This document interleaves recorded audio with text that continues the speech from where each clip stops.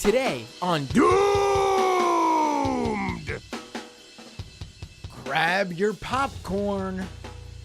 The Twitter files have been released. Elon Musk, the new owner of Twitter.com, delivering the new transparent Twitter with some insider information about all the ongoings that went behind the scenes that prove the stifling of speech based on ideological. I'm sorry. I'm reading what was released, and I'm not finding that. I'm sorry. I can't pretend. I can't pretend. Folks, welcome to Doomed with Matt Binder. I am your host, Matt Binder, and you're about to see me on the screen right now if you're watching on YouTube or Twitch. Ta-da! Hello, everybody. Welcome to the show. And on today's episode, I thought we would take a look at these Twitter files, which are essentially a tweet thread from Matt Taibbi, and apparently there's one coming down the line from Barry Weiss as well. Elon Musk decided to give these very important Twitter confidential documents to Matt Taibbi, who at one time was a good writer and journalist. Some people might still think he is. That's my opinion, that he is no longer. And Barry Weiss, who I don't think anyone ever thought she was a good writer, and I don't think she ever was a journalist.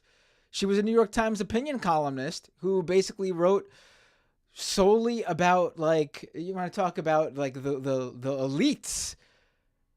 She solely talked about, like, the ongoings on elite college campuses over and over and over again. Not essentially, like, you want to argue Matt Taibbi was someone to give it to based on his previous line of work? Okay. I mean, I get why Musk would do that. I think Matt Taibbi is ruining his name by essentially agreeing, and he came out and said this on his Substack. He agreed to undisclosed terms with Elon Musk in order to report on these documents. That is not good journalism, to be quite frank. If you want to do that, that's fine. You should disclose what those terms are. What did Elon Musk say? Was it just that you had to write it on, report it on Twitter and not on Substack? I could understand agreeing to those terms to be able to report a story. That shouldn't be a problem. But he didn't disclose what those terms were. What are those terms? Is there certain things you can't report on? I don't know. I'm not even going to speculate. I'm just throwing things out. What it could possibly be, but we don't know. Matt Taibbi didn't share. So if you're going to agree to those terms, you got to disclose. Or just don't agree to those terms and don't do the piece. It seems very simple which one to do. It's one or the other. But Barry Weiss, I mean, I don't know why you give it to her. Feign the idea that because she worked for the New York Times, that would be legit or something. I have no idea. I can't even begin to imagine what Elon Musk thinks of Barry Weiss. But anyway, now that that's out of the way, I had to go on my why did these two get it rant. And I know people who are listening who are Elon Musk fans or people critical of me, which is fine. You could be, that's your prerogative to be that, are going to knock me for being jealous or something. I just told you what my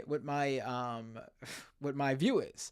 If someone came to me and said, here you go, we would like you to hear some details, some insider stuff you could report on, but there are some terms and conditions. If those terms and conditions prevent me from reporting the actual story, then no, I would turn it down and say I do not agree, so I will not do this story. Or B, if the terms don't prevent me from getting the story out, but there are some terms like the medium, like say I had to tweet it out, I would say, okay, that's fine, but I need to disclose that so people know that that's the agreement we had and there's nothing more, nothing less. That's the details.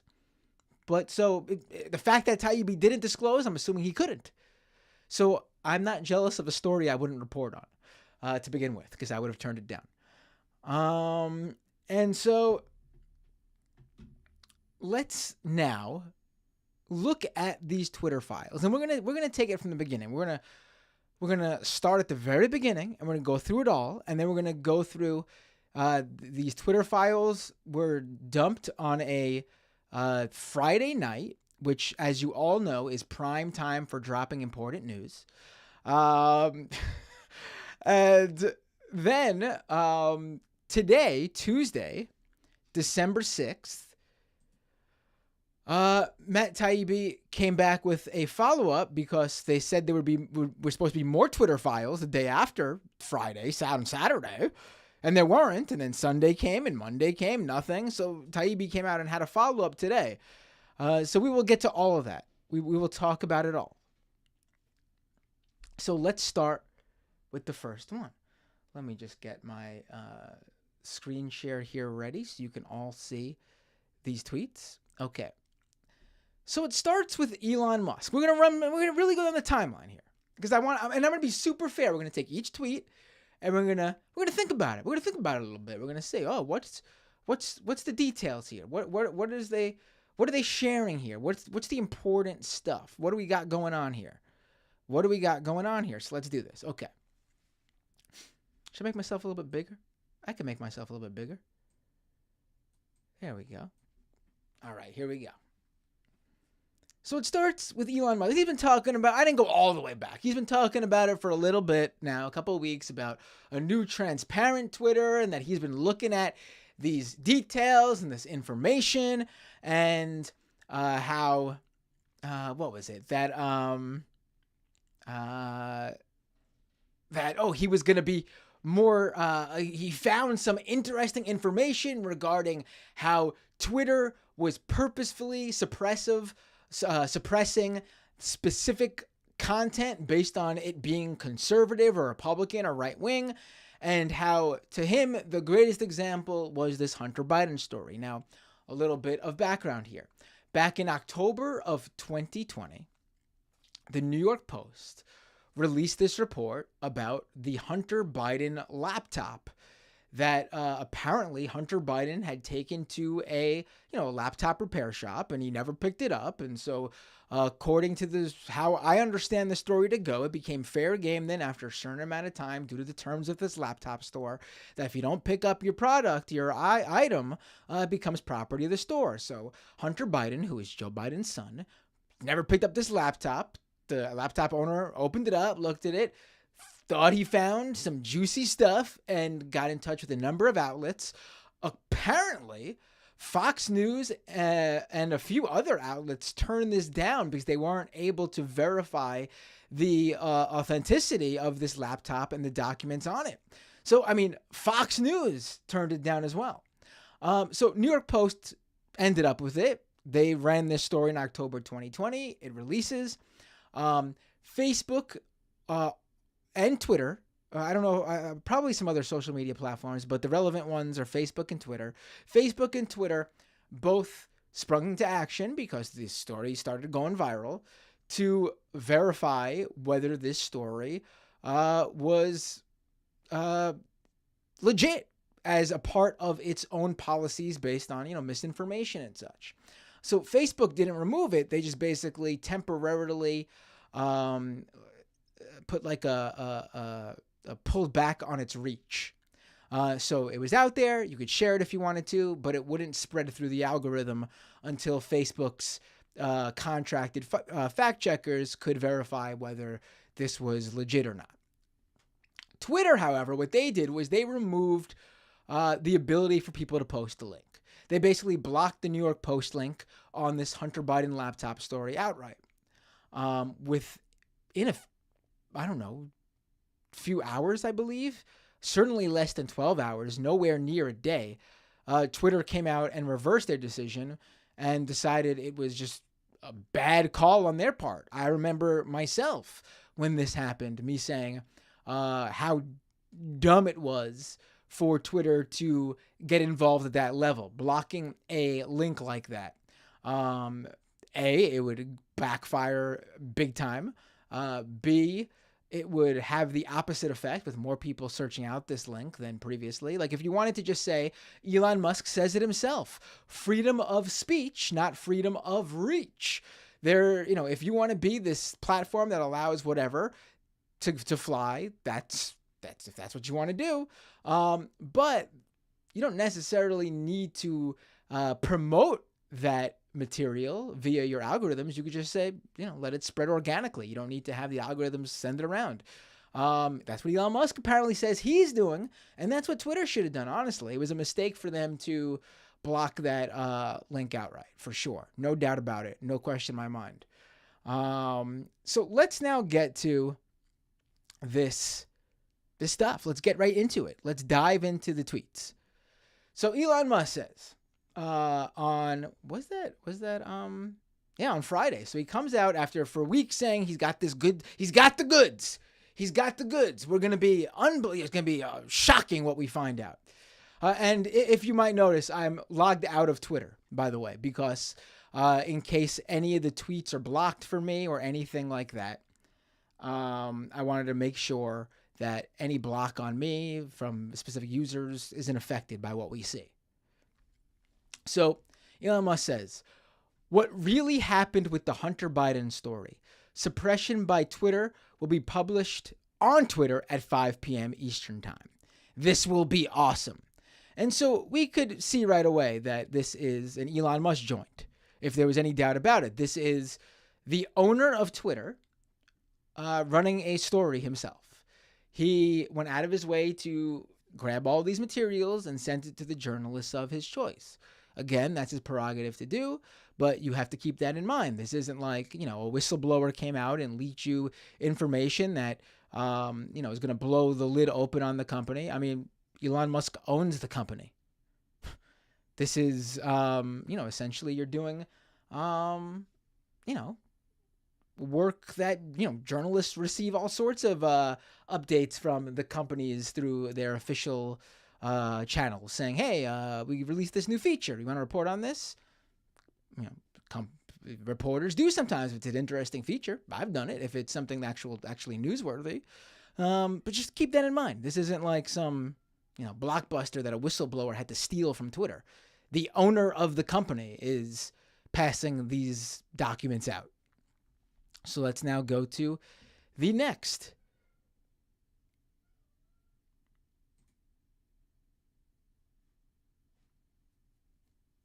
Someone asked me to go into dark mode. I'm not logged in. That's the thing. I don't think I can go in dark mode. Can I? Not if I'm not logged in. Sorry. So Elon Musk, everyone's expecting, I guess, him to tweet it out. I know I was on Friday night, and Elon Musk drops it. Here we go with a quote of Matt Taibbi's thread with the popcorn emojis. Elon Musk pumped for this. So Matt Taibbi, we find out, is the reporter who's going to get this out there. So let's dive in now. Here we go. Thread.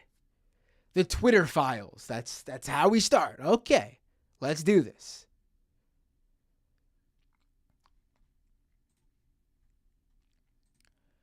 What you're about to read is the first installment in a series based upon thousands of internal documents obtained by sources at Twitter. Number 3. The Twitter files tell an incredible story from inside one of the world's largest and most influential social media platforms. It is a Frankensteinian tale of a human-built mechanism grown out of the control of its designer. Twitter, in its conception, was a brilliant tool for enabling instant mass communication, making a true real-time global conversation possible for the first time. In an early conception, Twitter more than lived up to its mission statement, giving people the power to create and share ideas and information instantly without barriers. As time progressed, however, the company was slowly forced to add those barriers. Some of the first tools for controlling speech were designed to combat the likes of spam and financial fraudsters. We're now going on tweet 7. Slowly, over time, Twitter staff and executives began to find more and more uses for these tools. Outsiders began petitioning the company to manipulate speech as well. First a little, then more often, then constantly. So we're 7 tweets in now before we get to anything. Now listen, I don't expect people who aren't journalists to know how to write a piece of reporting. But for journalists, myself, when I saw this coming out, this was an instant tell to me. This was an instant tell. And this is something I learned too. This was a mistake I made early on because I came from a storytelling background. I went to film school. I sort of fell into journalism because I started working in new media with YouTube channels like, The Majority Report. And, based on my background working in, with film and video. So I was someone who came in like, oh, you want to build up like you would for a movie, right? Or a TV show. You build up, you make people like have a little suspense, build up the characters and everything. But I quickly learned when I started actually doing, real reporting, that you don't do that in journalism. You put that opening graph, the nut graph is what it's called. Everything should really be succinct right there so people know what this breaking news, what this report, what the important thing is. That doesn't mean you can't build up stuff throughout the piece and drop information and drop supporting details that would shock people, to build up that, build out the story and create that feeling of storytelling. But in reporting, you put the important stuff right up front. You want people to know what they're about to read about. Otherwise, they won't read it. And then this breaking news, this important report, important information that you're uncovering or getting out there, is going to get buried. So when I saw him doing this whole, this whole, and I saw all the conservatives going, oh, foreplay. You don't do that in reporting. You don't do that. To me, it was a tell right away that something's off here.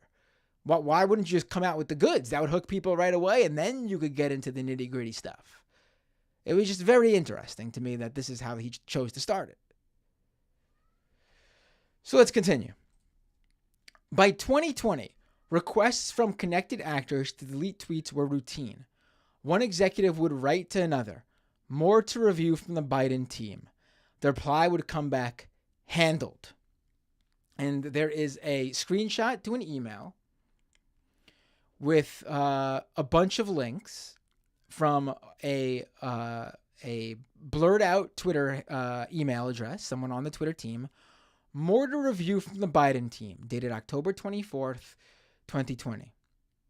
And these links you can't view them in the tweet.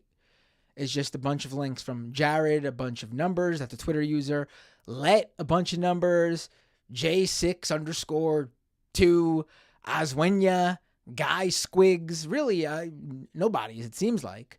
I've never heard of any of these users, and there's a reply back a couple hours later from someone else within the Twitter team that says, handled these. Now, let's actually go to the next one, then I'll continue here.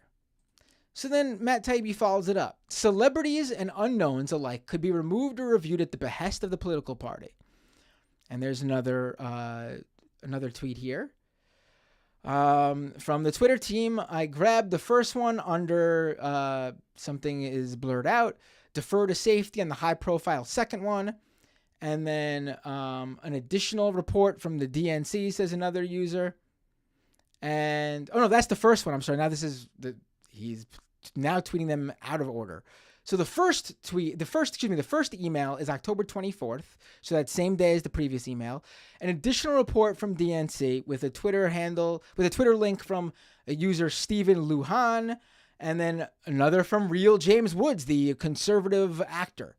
And then the follow-up email the next morning is I grabbed the first one, defer to safety on the high-profile second one.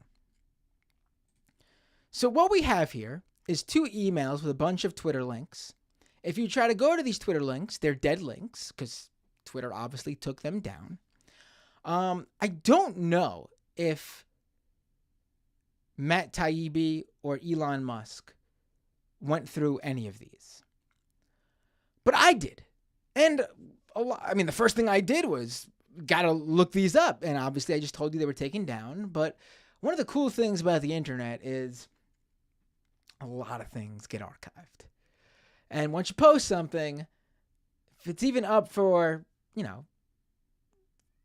30 minutes, I would say, it's likely that someone screenshotted it or one of the various archive websites out there has grabbed it. Even a Google cache, which is a temporary archive. So I looked it up. And if I recall, in that first email, 1, 2, 3, 4, 5, there's 5 links there. 4 of them were active. One of them, the Internet Archive didn't grab. The other 4 were on the Internet Archive. And of those 4, 3 of them were nudes of Hunter Biden from the laptop. The other one was a shirtless photo of Hunter Biden from the laptop. Now, going down now to these other tweets, the real James Woods one, for example, the one that, James Woods was on Fox News Friday night talking about how he was censored by Twitter and the Biden administration, the Biden campaign. Because remember, this is October 2020. Election hasn't happened yet. President Trump is in the White House. So I looked up this real James Woods tweet too. It's a photo of Hunter Biden and nude. I'm pretty sure, if I recall this photo, I'm pretty sure this is the one where you could see his dick.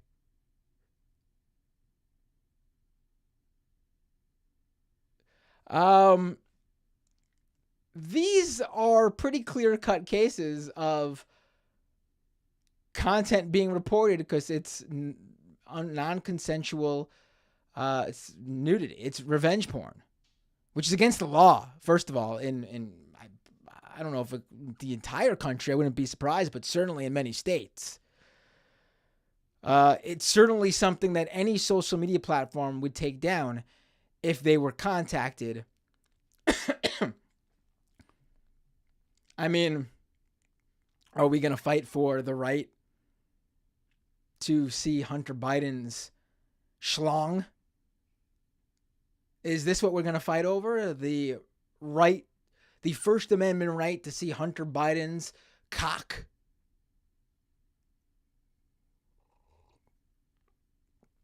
James Woods, that's very funny, Doc Tucson. Is it James Wood or Woods? I mean, perhaps for this specific purpose, maybe he went by James Wood. I mean, this is not a scandal.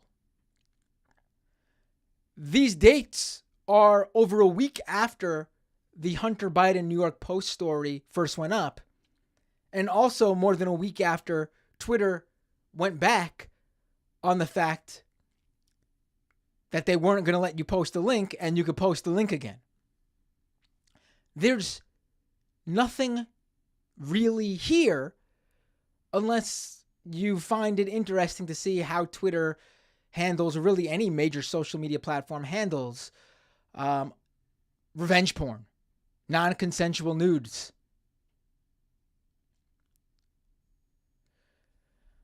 So let's jump away from the Taibbi Twitter file thread for a second, because Elon Musk that night, after Taibbi dropped this part, he had his own stuff to say about this. Mike Solana, who works for Peter Thiel, VC fund, he quote tweets that Taibbi tweet with the email with the list of those links to Hunter Biden's nudes. And Mike Solana goes, not to be dramatic or anything, but holy shit. Again, these people, there's no, I mean, maybe he did look at the Hunter Biden, maybe he did go to the Internet Archive, pull up one of these tweets, and he's freaking out by how huge Hunter Biden's dick is. I don't know. Maybe that's what he was freaking out about.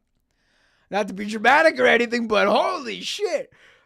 That's quite the one-eyed Johnson. I feel like I'm going to go into Austin Powers mode here. But I mean, this is not this is a guy who works in a VC fund. This is how all these platforms work. This is not shocking.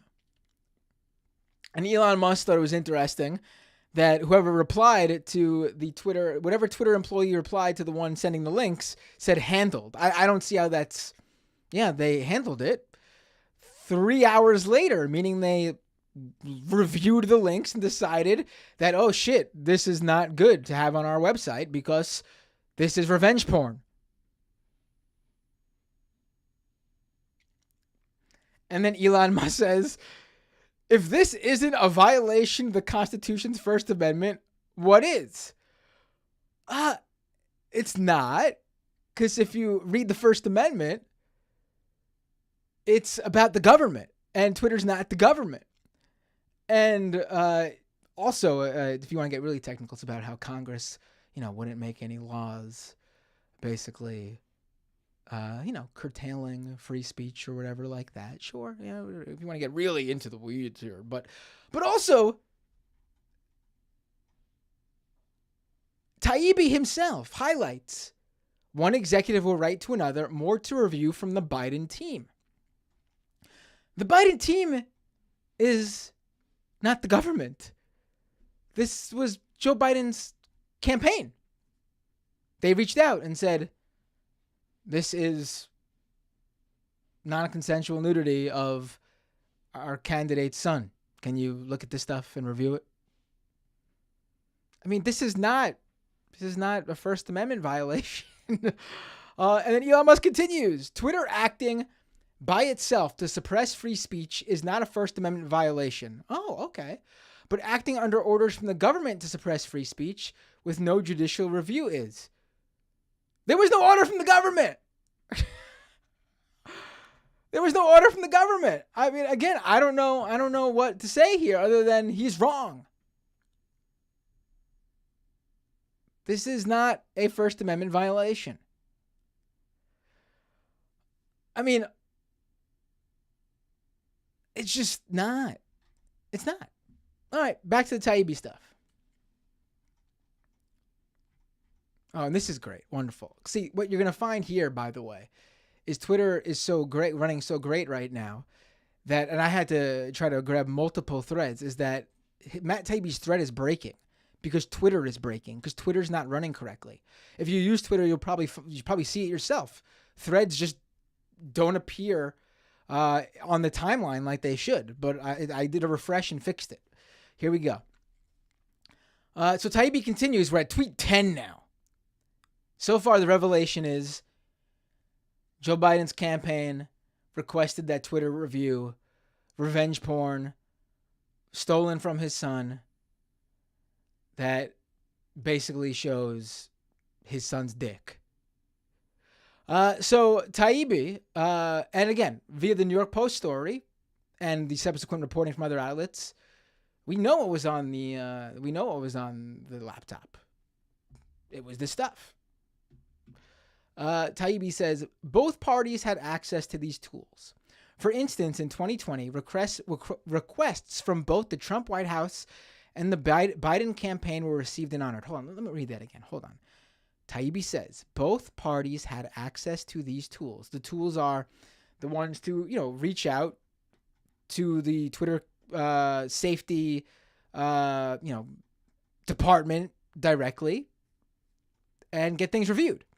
Taibbi says, for instance, in 2020, who is the president in 2020? Oh, Donald Trump, right. Requests from both the Trump White House and the Biden campaign were received and honored. Wait. Hold your horses here, everybody. The Trump White House? I mean, again, because I know what the First Amendment actually is, the Trump White House simply saying, hey, Twitter, can you take a look at these links? They violate your policies. Maybe it was photos of Don Jr.'s schlong that were out there too. Oh, that needs to be taken off immediately. No one needs to see that. I agree. If that's what the Trump White House is sending, then they're in their right to do that. Or maybe, I don't know, maybe other content that breaks Twitter's policy, maybe even potentially illegal content. It'd be interesting to know what those requests were and how they were worded too. Were they just requests or were they more than that? I don't know. I'm assuming Matt Taibbi's going to get into this. Let's continue. However, Matt Taibbi tweets. All right, here we go. Tweet 11. The system wasn't balanced. All right, rolling my sleeve up. Here we go. Let's see. I'm assuming we're going to see evidence right now of, regardless of whether it was tilted towards Republicans or tilted towards the Democrats, we're about to see some evidence of this. Here we go. The system wasn't balanced. It was based on contacts. Because Twitter was and is overwhelmingly staffed by people of one political orientation, there were more channels, more ways to complain, open to the left, well, Democrats, than the right. And there is a link and a screenshot to Open Secrets, which is public information that anyone can access, that shows contributions by party or recipient. And I'm assuming this is contributions from Twitter employees. Here, I'll even click the link to be sure. Yeah, contributions from Twitter employees by party. Okay. All right, we know that. That's not new. We hear conservatives rail against that all the time. That's what they use as evidence that Twitter was biased against conservatives and Republicans and the right. You got documents from inside Twitter, from the owner of Twitter, Mr. Taibbi. I'm assuming you have evidence that what you just said happened. Because what you're providing right now is just Twitter employees gave more money to Democrats than Republicans when they donated to parties, campaigns, whatever. This is not evidence of what he just said. I want people to be very clear of that. There is no evidence here of what Taibbi said. If he has evidence that this system wasn't balanced and was based on contacts, and that more channels, more ways to complain were open to Democrats than Republicans, then you should show that. But you did not.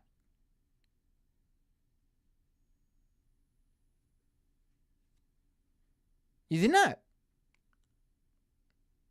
This is frankly bullshit. This would not fly, honestly, in any reputable publication as evidence of what he is saying.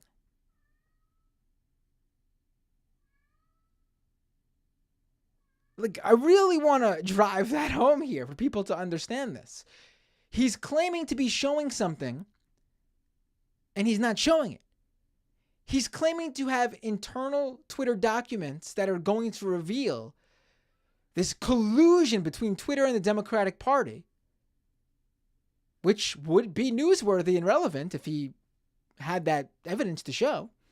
But instead, he shows public information from a public website that just shows Twitter's employees sent their own money to more Democratic candidates and campaigns than Republican candidates and campaigns. This is not revealing. Let's continue. There's more. Or maybe he'll get to it. Let's see. Here we go. Tweet number 12. The resulting slant in content moderation decisions is visible in the documents you're about to read. However, it's also the assessment of multiple current and former high-level executives. Okay, So I guess we're going to see this resulting slant. Let's do this. And finally, because he's getting complaints at this point, okay, there was more throat clearing about the process, but screw it, let's jump forward. Again, this is stuff you added to the back end of a piece.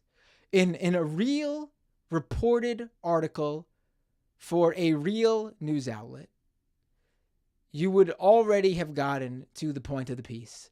And then all this throat clearing and getting into the weeds of things would come after it. But instead, he's chosen to lead with this. I mean, Matt Taibbi isn't new to this. That's the thing, too. People have to understand. Like, this is, like, he knows. He knows. I mean, to me, this is not even, like, if Elon Musk went this way, I'd be like, oh, he doesn't know what he's doing. So he's trying to, he knows he's got nothing. So he's padding it, but he doesn't know. He doesn't know how it's really done. Taibbi knows. Which, at this point, as it was coming out, I said, fuck this. I'll come back to it later. It's Friday night. I promised my kid it's movie night. We're right now going through all the Star Wars trilogies. The first time for him. We got Attack of the Clones to watch next. So, and the Ray Taibbi was putting this out. Friggin' one tweet every 20 minutes. This is where I tapped out to the live stuff. But then I came back and looked over it a number of times. But here we go. Just a little throat clearing on my end. A little background on my end.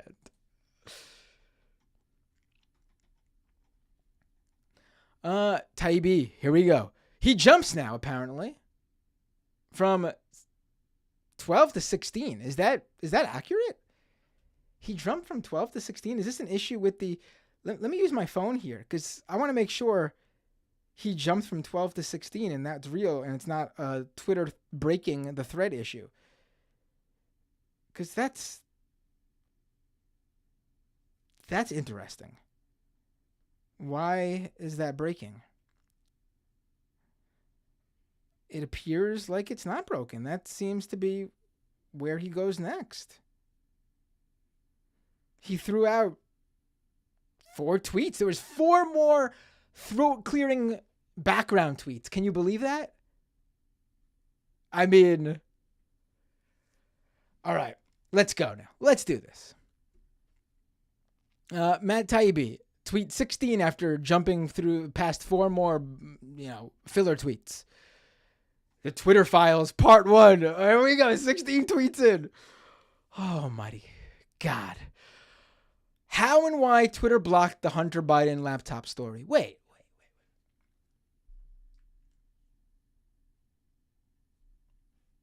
I thought we were going to get...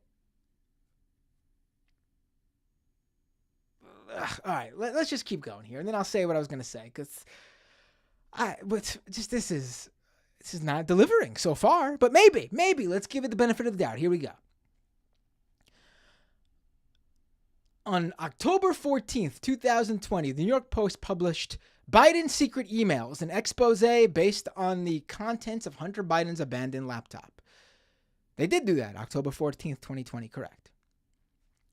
Smoking Gun email reveals how Hunter Biden introduced Ukrainian exec... what's the... Let's actually read the... I forgot what the actual... Smoking Gun email reveals how Hunter Biden introduced Ukrainian businessman to VP dad. Okay. That was emails in this laptop. So I'm assuming we are going to get, based on this, something from Biden campaign, or I don't know. I don't know where we're going to go with this. Let's see. There's got to be something breaking here. Something that's going to blow our minds. And remember, look, he could tweet this link out, by the way. This is not being suppressed anymore. Twitter took extraordinary steps to suppress the story, removing links and posting warnings that it may be unsafe. They even blocked its transmission via direct message. A tool hitherto for extreme cases. Oh, hitherto. Excuse me, I read it wrong. Hitherto reserved for extreme cases. Example, child pornography. Yes, they did do that. Absolutely wrong for them to do. That's been my position since the day they did it. Over 2 years ago. Absolutely ridiculous they did that. Twitter shouldn't have done that for this particular link. Absolutely not.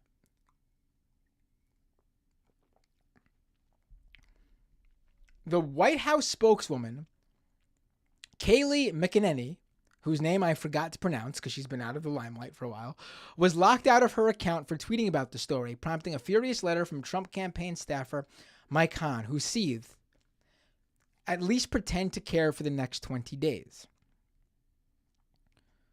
What?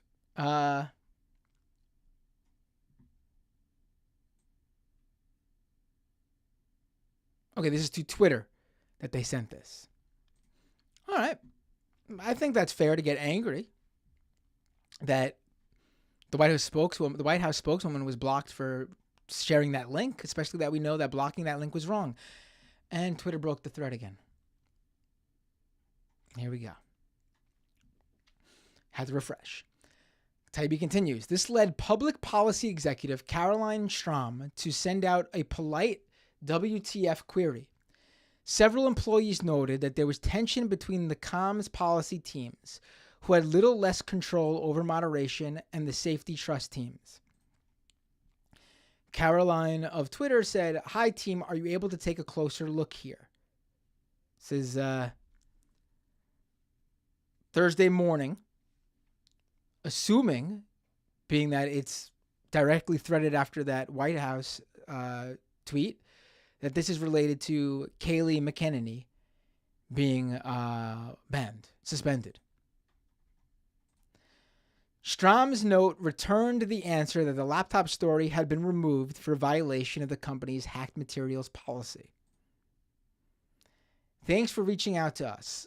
Hi, Caroline. Thanks for reaching out to us. Per checking, the user was bounced by Site Integrity for violating our hacked materials policy, adding them here for further insights and guidance. Thanks. This is a Twitter employee on an analyst from the Global Escalations team. So, wait a minute. I am told just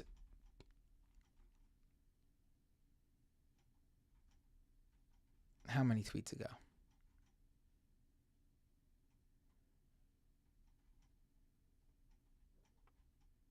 That there's going to be some sort of connection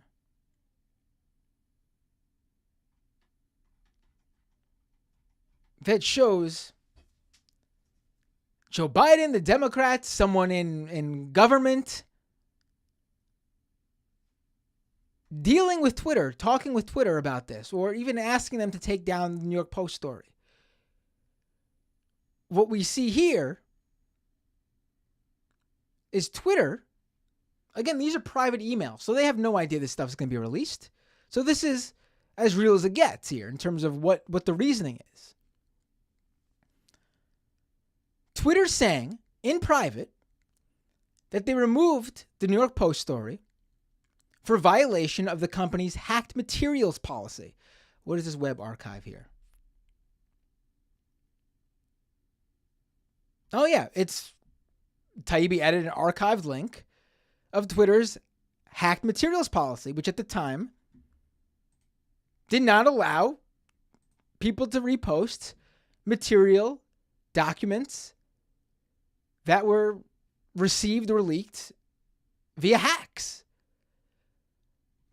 I myself wrote about that a few months after this.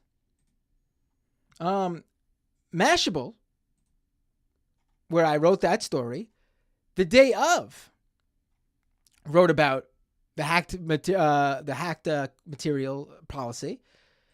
I, just a few months later, called out how they started adding a hacked materials warning policy, a hacked materials warning label to tweets. I was very critical of it. I thought it was not something they should be doing, being that hacked and leaked materials have led to some of the biggest, most consequential stories throughout history. Policy was lame. No doubt about it.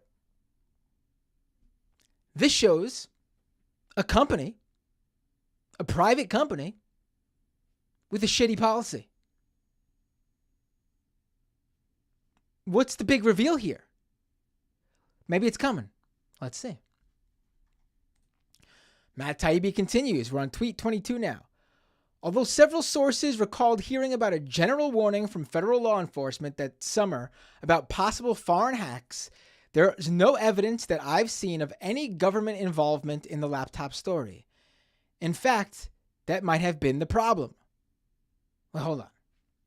So we got Matt Taibbi here saying that there was a general warning from U.S. federal law enforcement about possible foreign hacks.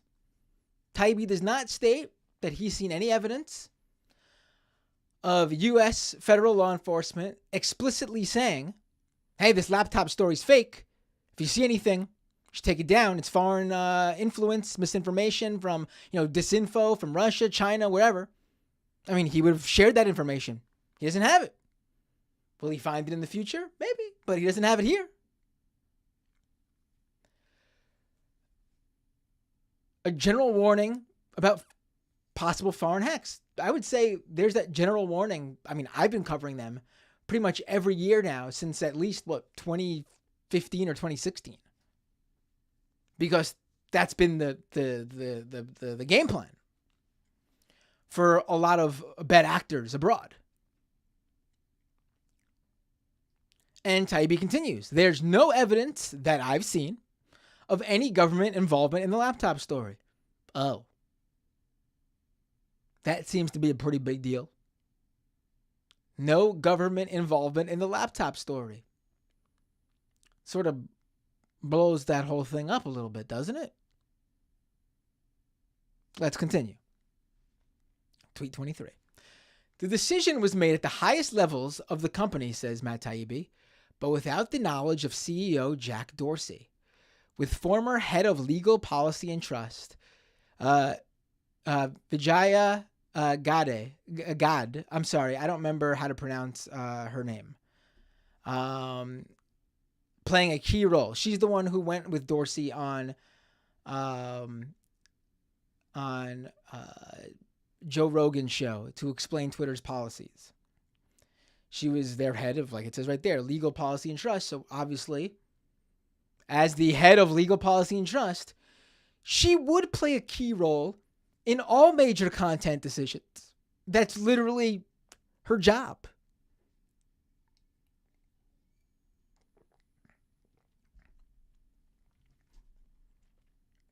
Also, keep in mind, without the knowledge of CEO Jack Dorsey, that's one to come back to. Taibbi continues. They just freelanced it, is how one former employee characterized the decision.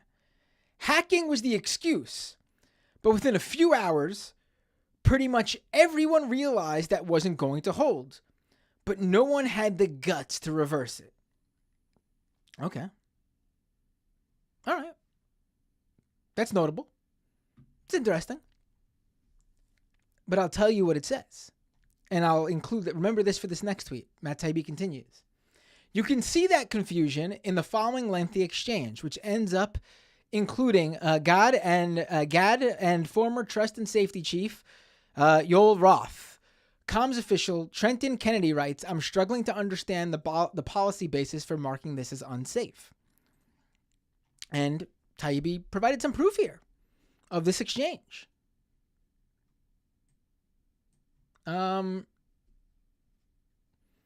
Exactly what Trenton Kennedy said. I'm struggling to understand the policy basis for marking this as unsafe.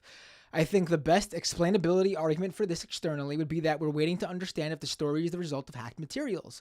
We'll face hard questions on this if we don't have some kind of solid reasoning for marking the link unsafe. And then this was shared, and another Twitter employee said, will we also mark similar stories as unsafe? So it's important to see something here. as if you take the freelanced quote, how it wasn't going to hold, and then what we're seeing here is repudiation of what Taibbi said earlier about how the system wasn't balanced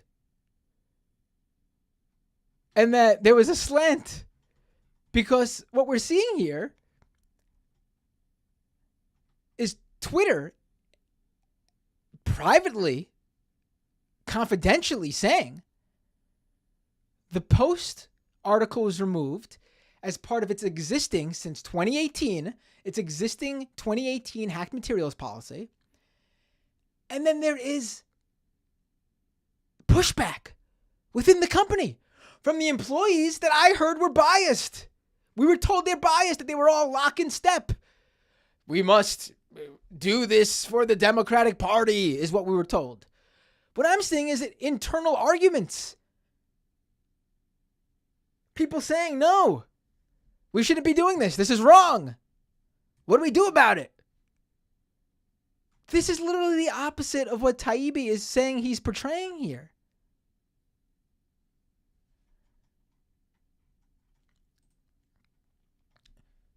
By this point, Taibbi continues, everyone knew this was fucked, said one former employee. Former employee, I'm assuming because Elon Musk fired them. But the response was essentially to err on the side of continuing to err. Taibbi adds his own little play-by-play there. But we got Roth saying, the policy basis is hacked materials, though as discussed, this is an emerging situation where the facts remain unclear. Given the severe risks here and lessons of 2016, we're erring on the side of including a warning and preventing this content from being amplified. Gade says, what is the warning that will come up?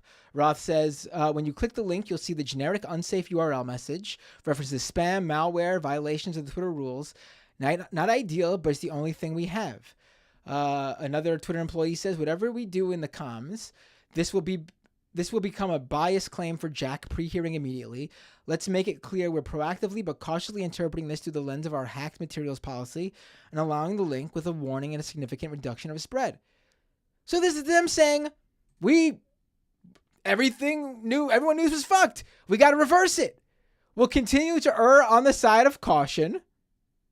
Error on the side of caution, however you pronounce it. And we'll go to the middle ground of allowing the link, but putting a warning label on it. Now, remember, the warning labels for Twitter was commonplace at this point when it came to COVID misinformation and election fraud misinformation. So that wasn't the problem. Taibbi continues. Former VP of Global Comms Brandon Borman asks, can we truthfully claim that this is part of the policy? This is the exact message, which doesn't look like an email. I guess it's a Slack message. To Ian's point, can we truthfully claim that this is part of the policy? As part of our approach to addressing potentially hacked materials, we are limiting visibility of related stories on Twitter while our investigation is ongoing. So this is them continuing to debate about it. Should we add the label? Should we just unblock it? What does our policy allow us to do? Taibbi continues, to which former Deputy General Counsel Jim Baker, and remember that Taibbi puts former here, again seems to advise staying the non-course because caution is warranted. I support the conclusion that we need more facts to assess. This is Baker. I support the conclusion that we need more facts to assess whether the materials were hacked. At this stage, however, it is reasonable for us to assume that may have been and that caution is warranted. There are some facts that indicate that the materials may have been hacked, while there are others indicating that the computer was either abandoned and or the owner consented to allow the repair shop to access it for at least some purposes. We simply need more information. I mean, this doesn't sound like some pro-democratic conspiracy. This is literally Twitter's friggin' lawyer looking at it in the best interest of the company. I mean, that's what the lawyer's paid to do.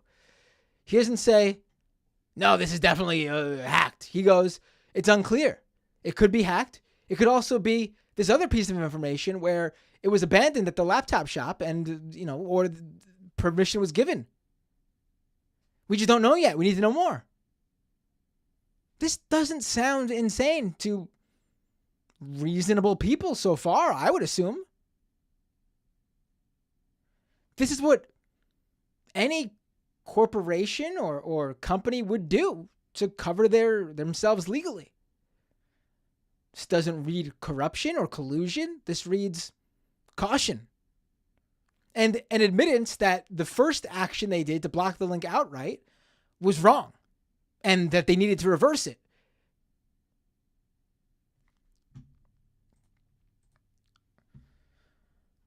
Let's continue with Taibbi. A fundamental problem with tech companies and content moderation. Many people in charge of speech care little about speech and have to be told the basics by outsiders. Okay. To wit, Taibbi continues. In one humorous exchange on day one, Democratic Congressman Ro Khanna reaches out to Gade to gently suggest she hop on the phone to talk about the backlash regarding speech. Khanna was the only Democratic official I could find in the files who expressed concern. Okay, so you have a Democratic congressman reaching out and saying we shouldn't block this stuff. And by the way, Taibbi completely doxed Khanna here. That's his personal email. I guess I'm doxing him too, but I mean, it's already out. And it's already still up in Taibbi's tweet. Taibbi didn't care to take it down. Generating huge backlash on Hill regarding speech. Happy to chat if you're up for it. Well, seems like Ro Khanna is saying that there was backlash on the Hill. Just no one reached out to Twitter other than Ro Khanna.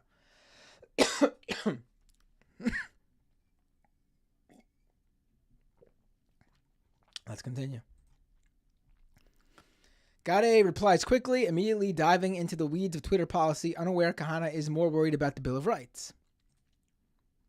Hi, Congressman Khanna. Thank you for reaching out, and we appreciate the heads up. We put out a clarifying thread of tweets earlier this evening to explain our policy around the posting of private information and linking directly to hacked materials. The press secretary's account was not permanently suspended. We requested that she delete the tweet containing material that is in violation of our rules, and her account is restricted until she complies. I'd be happy to jump on the phone if helpful.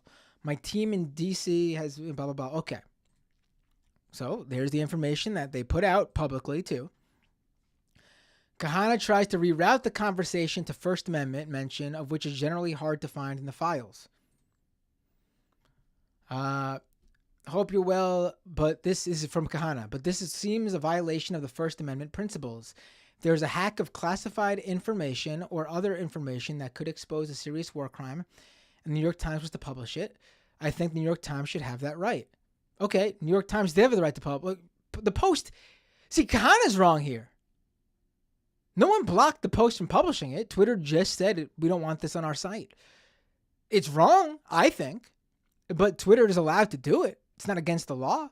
It's not a violation of the First Amendment. No one asked Twitter to take it down. Twitter chose to do it as part of their own policies. Seems like a sitting member of Congress, Ro Khanna, is having trouble understanding what these First Amendment principles actually pertain to. A journalist should not be held accountable. This is kind of continuing. A journalist should not be held accountable for the illegal actions of the source unless they actively aided the hack. So to restrict the distribution of that material, especially regarding a presidential candidate, seems not in the keeping of principles of New York Times v. Sullivan. I say this as a total Biden partisan and convinced he didn't do anything wrong. But the story now has become more about censorship than relatively innocuous emails and has become a bigger deal than it would have been. It also is now leading to serious efforts to curtail Section 230, many of which would have been a mistake. I believe Twitter itself should curtail what it recommends or put in trending news. And your policy against QAnon groups is all good. It's a hard balance. But in the heat of presidential campaign, restricting dissemination of newspaper articles, even in New York Post, even if the New York Post is far right, seems like it will invite more backlash than it will do good. That's absolutely true. That part of Khanna's thing. Twitter's decision to block that link on their site certainly became the story. And it got more eyeballs to New York Post than it would have to begin with. It was a total Streisand effect. But there's no First Amendment principles being violated.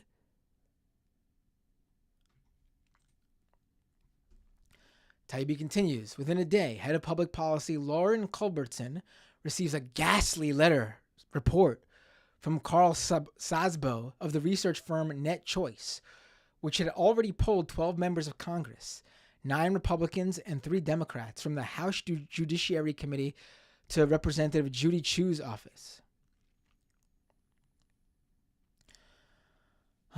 Sabo writes, Lauren, yesterday, Net Choice's Chris Marchese met informally with 9 Republican and 3 Democratic House staffers to gather intel about Facebook and Twitter and the New York Post story. The staffers hail from the House Judiciary Committee to Representative Judy Chu's office. Okay. Net Choice lets Twitter know a bloodbath awaits in upcoming Hill hearings, with members saying it's a tipping point, complaining tech has grown so big that they can't even regulate themselves, so government may need to intervene.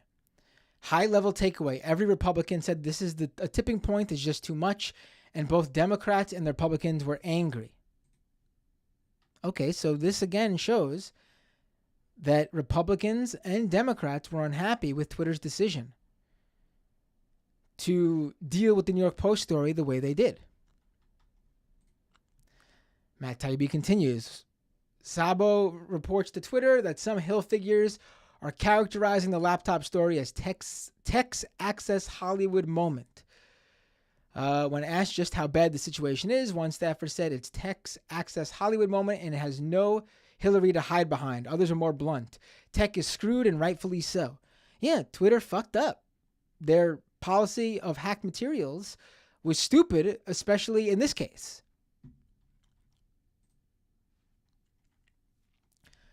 Twitter files continued. We're on tweet 36 now from Matt Taibbi. The First Amendment isn't absolute. Sabo's letter contains chilling passages relaying Democratic lawmakers' attitudes. They want more moderation. As for the Bill of Rights, it's not absolute. This is Sabo's email, continued apparently. The Democrats, meanwhile, explain that the companies are inept, that conservatives muddy the water and make the Biden campaign look corrupt, even though Biden is innocent. They linked this to Hillary Clinton's email scandal. She did nothing wrong, but because the press wouldn't let the story go, it became a scandal far out of proportion. In their mind, social media is doing the same thing. It doesn't moderate enough harmful content, so when it does, like it did yesterday, it becomes a story. If the companies moderated more, conservatives wouldn't even think to use social media for disinformation, misinformation, or otherwise. The Democrats were in agreement. Social media needs to moderate more because they're corrupting democracy and making all truth relative. When pushed on how the government might insist on that, consistent with the First Amendment, they demurred. The First Amendment isn't absolute. Now, you could agree or disagree with that. I mean, Republicans argue the same thing when they want to take away Section 230. They're just selling it to you as freedom when it's exactly that. Without Section 230, companies like Twitter will moderate your content more. In fact, a lot of your content will just not go up. Section 230 allows you to post like a fucking madman and for Twitter to not have to worry about getting sued over it. That's what Section 230 is. So Republicans argue the same thing. They both are asking for the same thing. They're just wording it differently. Also, the First Amendment isn't absolute. The Supreme Court's even said this. There are certain things you can't do. You can't make an actionable death threat on somebody. You can't do that. Slander, libel. You can't do those things. It isn't absolute. This is established. This is the precedent. Why is this a big deal for Taibbi? Does he not know that? Or is he playing stupid?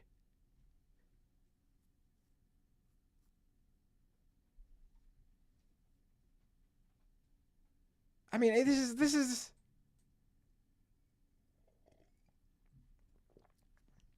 all right. right, so this is where at 36, number 36, tweet 36, it's broken because Twitter's a mess.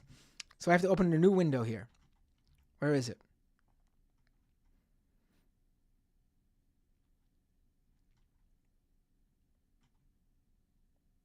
All right, here we go.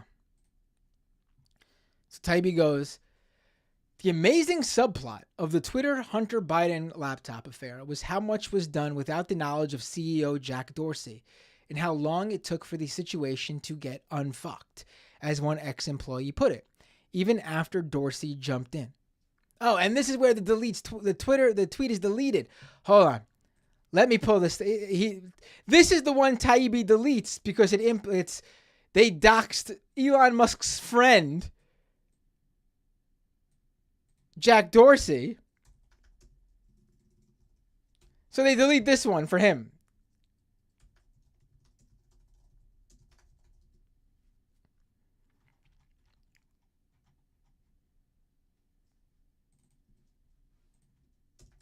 Let's pull this. Let me find this. I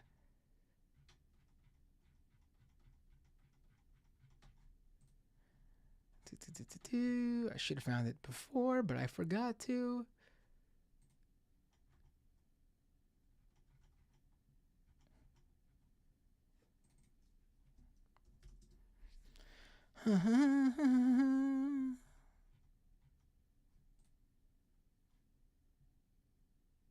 All right, here it is.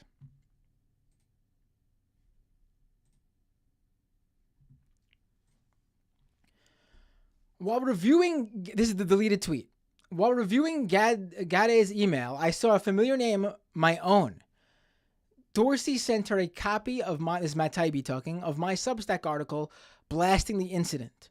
And he doxes Jack Dorsey's personal email address, which just happens to use a .pizza domain name extension, which in turn made QAnon go crazy, leveling all sorts of baseless claims that Jack Dorsey was a pedophile because he had pizza in his domain name email. Shades of Pizzagate. Just unbelievable. But that's the one Taibbi deleted. Not outing all the other people he deleted. Not outing all the other people who he forgot to blur out their emails. Just Dorsey. Taibbi continues. There were multiple instances in the files of Dorsey intervening to question suspensions and other moderation actions for accounts across the political spectrum. The problem with the hacked materials ruling, several sources said, was this normally required an official law enforcement finding of a hack, but such a finding never appears throughout what one executive describes as a whirlwind 24-hour company-wide mess. Yeah, this is a long email, so I'm not going to read the whole thing here, but this is exactly how Taibbi described it. They are disputing what they did. This is not the evidence of collusion and the company lock and step working against the Republican Party. This is evidence of a company that had existing policy that was carried out by what some of Twitter thought was the right way to carry out that policy and what some of Twitter thought was the wrong way to carry out that policy. And they were butting heads from the moment it happened. And they landed on a middle ground within hours that allowed the link to be posted, but with a warning label.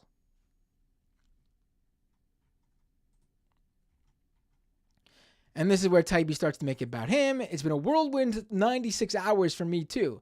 There is much more to come, including answers to questions about issues like shadow banning, boosting follower counts, and the fate of various individual accounts and more. These fates are not limited to the political right. Good night, everyone. Thanks to all those who picked up the phone in the last few days. I mean, this is it. This is all they released. This was the big, and this is what people going crazy over.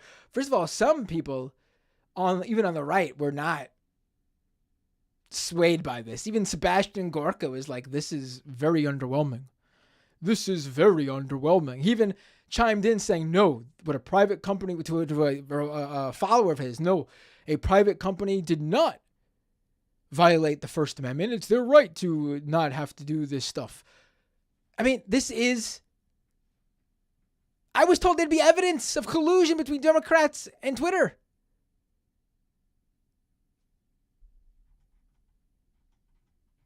I was told there was evidence of Twitter being an unbelievably biased company in the background.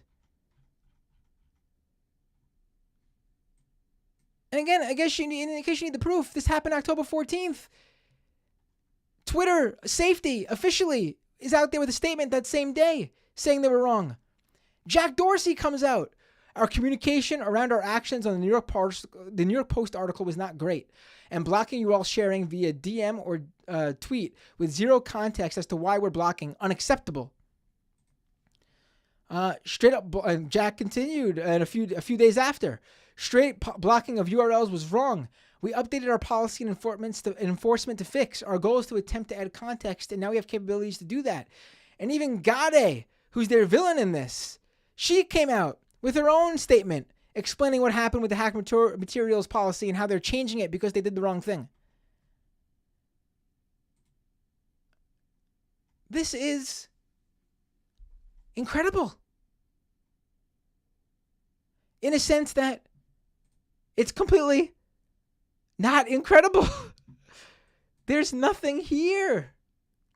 If you want to say, oh, how interesting is it to see the internal communications of a social media company and how they deal with a shit show, how they deal with something blowing up in their face, how they deal with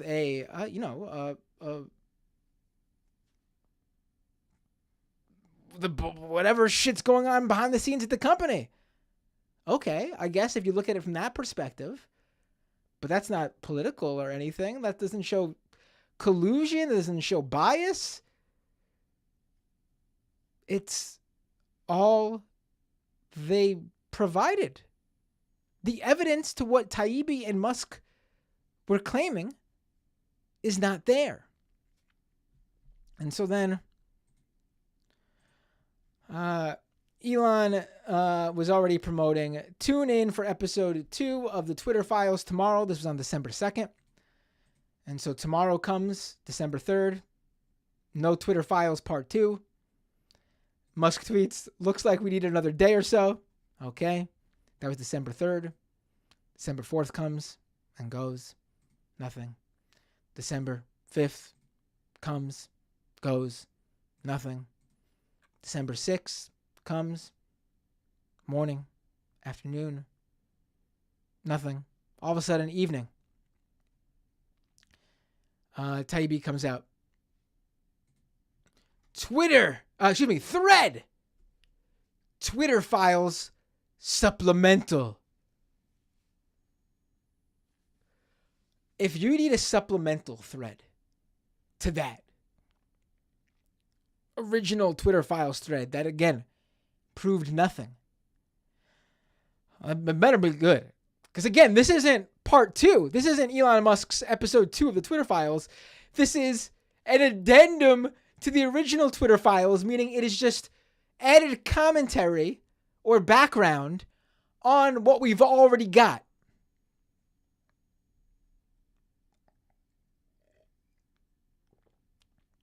So here we go. Thread, Twitter Files supplemental, tweeted just a few hours ago by Matt Taibbi, December 6, 2022. On Friday, the first installment of the Twitter Files was published here. We expected to publish more over the weekend. Many wondered why there was a delay. I did wonder that. We can now tell you part of the reason why. Ooh. On Tuesday, that's the same day he's tweeting this, Twitter Deputy General Counsel and former FBI General Counsel Jim Baker was fired. Among the reasons, vetting the first batch of Twitter files without knowledge of new management. What? I mean, what? What are you saying here? I'm confused. We were told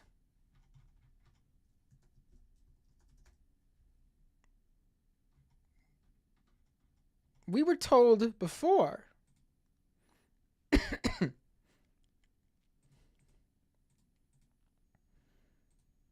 On December 2nd, in that original Twitter Files thread, that former Taibbi calls Jim Baker former Deputy General Counsel Jim Baker. Now all of a sudden, Taibbi's telling you that Twitter Deputy General Counsel was fired? This is days after he said he was former. What's going on here? Taibbi continues. The process for producing the Twitter files involved delivery to two journalists, Barry Weiss and me, via a lawyer close to new management. However, after the initial batch, things became complicated. What became complicated? What things became complicated? Something in the initial batch? Because if more was coming the next day, per Musk, you already had everything you needed to ostensibly release a report the next day. I'm confused here. Taibbi continues. Over the weekend, while we both dealt with obstacles to new searches, it was Barry Weiss who discovered that the person in charge of releasing the files was someone named Jim. When she called to ask Jim's last name, the answer came back. Jim Baker. My jaw hit the floor, says Weiss. So are they saying that they didn't know Jim Baker still worked at Twitter as the Deputy General Counsel, essentially, Jim Baker's role is a lawyer for Twitter, looking out for Twitter's best interests. In the release of confidential documents, you would assume that a major corporation would have their legal team go over the documents and vet them. That would be an assumption. That would be something that a lawyer, a legal team for a company would do.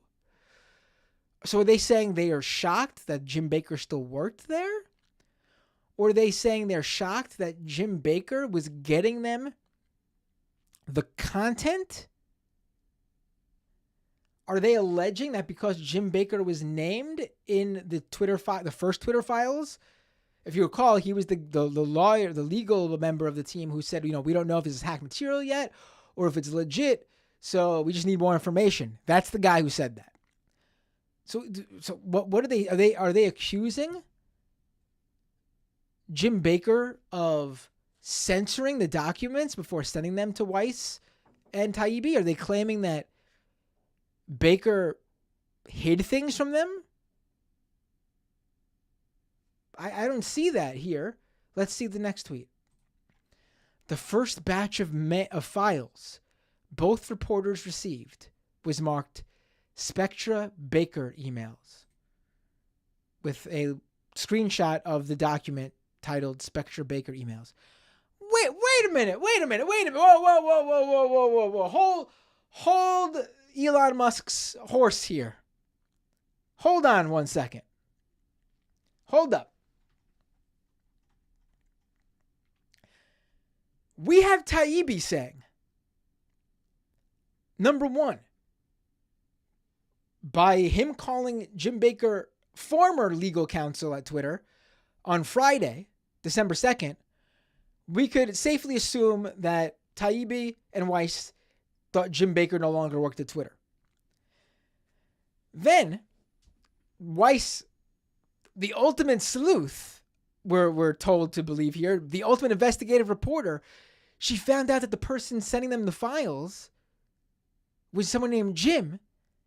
And then she asks and finds out that his last name is Baker. And it's the Jim Baker? Weiss's jaw hit the floor over this?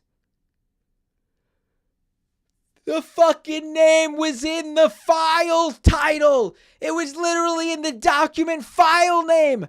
Jim Baker, the mystery man who apparently was trying to secretly get them these documents and vet them in a way that would hide stuff, allegedly, if that's what they're alleging, literally wrote his fucking name in the document title. It's literally right there. He puts it right there. The Baker emails. Baker emails. Doesn't get any fucking stupider. Doesn't get any dumber. I don't know what else to say. They needed Barry Weiss to pull out her monocle and fucking do some sleuthing to find out that it was Jim Baker, knowing the guy who was getting them the files was Jim, and that the file name was the Baker emails. I'm sorry. I just can't get over that they're putting this stuff out there that makes them look really bad. Like, it really makes them look like they are doing a fucking bad job. And they don't even realize it. Like, holy shit. Like, holy shit. It's like if someone sent you, like, the fucking Epstein flight book before it was released to the public, and you were a journalist sitting on it, and you were like, Epstein. You mean that Epstein? I mean, come on, it's right there in the title. It's right there for you. My jaw hit the floor. What nerds? And Taibbi continues. Baker is a controversial figure. He has been something of a zealot of FBI controversies dating back to 2016, from the Steele dossier to the Alpha server mess. He resigned in 2018 after an investigation into leaks to the press. And then in 2018, Twitter hired him, where he's been working ever since. The news that Baker was reviewing the Twitter files surprised everyone involved. To say the least, says Taibbi. Again, I want to refer you to your tweet 2 tweets earlier, where you say the first emails, the first files you got, which were the basis for your report that called him a former Twitter legal person, and then also your whole entire Twitter files, the basis of those batch of emails was literally a document titled Baker Emails.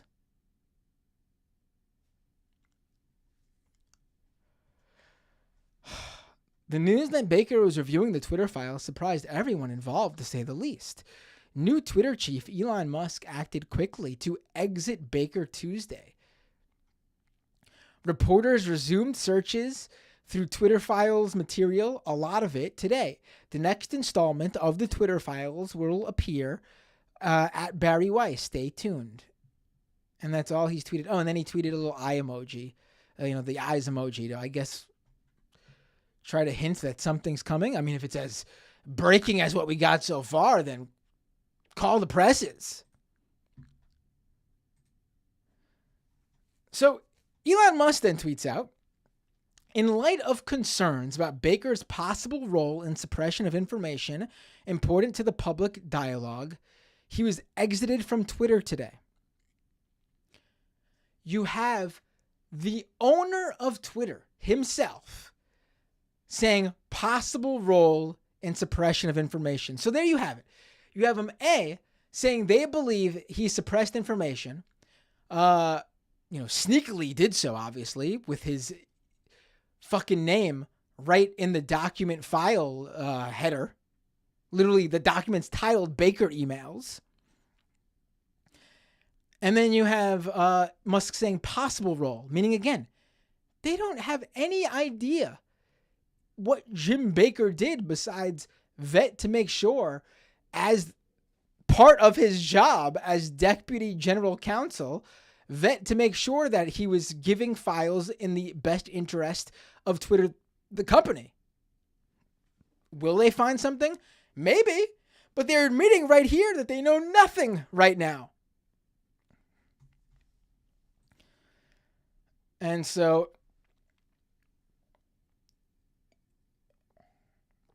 you have Eric Weinstein chiming in. I can't believe what I'm reading, so let's go slow. The FBI's former attorney was hired by previous Twitter management and was the one vetting the files to be given to Bari Weiss and Matt Taibbi that might reveal FBI collusion. Might reveal, again, they're using a lot of very specific words here because so far it's revealed nothing. And new owner Elon Musk wasn't told any of this. And Musk says, only discovered this on Sunday. So Elon Musk did not know, according to him, that this guy, the deputy general counsel of Twitter, one of their top lawyers, was still working for the company more than 5 weeks into him owning it now. But that's weird because we're told to believe earlier on Friday, Matt Taibbi made a big deal to point out that the amazing subplot of the Twitter Hunter Biden laptop affair was how much was done without the knowledge of CEO Jack Dorsey.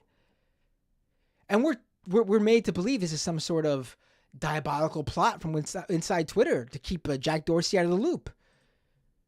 Now we know that Elon Musk also knows nothing about who's working for him. Maybe. This seems to be the more likely scenario to me. Major executives at big companies handle big issues themselves and don't really escalate it to the CEO until necessary or they feel necessary. I mean, that's their job, right? To handle this stuff so the CEO doesn't have to do everything. This is fairly normal corporate stuff. I mean, this is nothing until they come out with something that shows anything they claim to be able to show. They've shown nothing. They've shown nothing. And maybe they'll find something. But my guess is, if you have something, you lead with it. Because it's only going to get weaker and weaker as you release more and more nothing. And less people are going to be interested.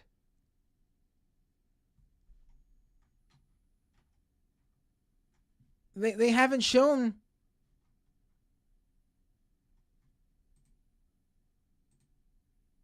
anything.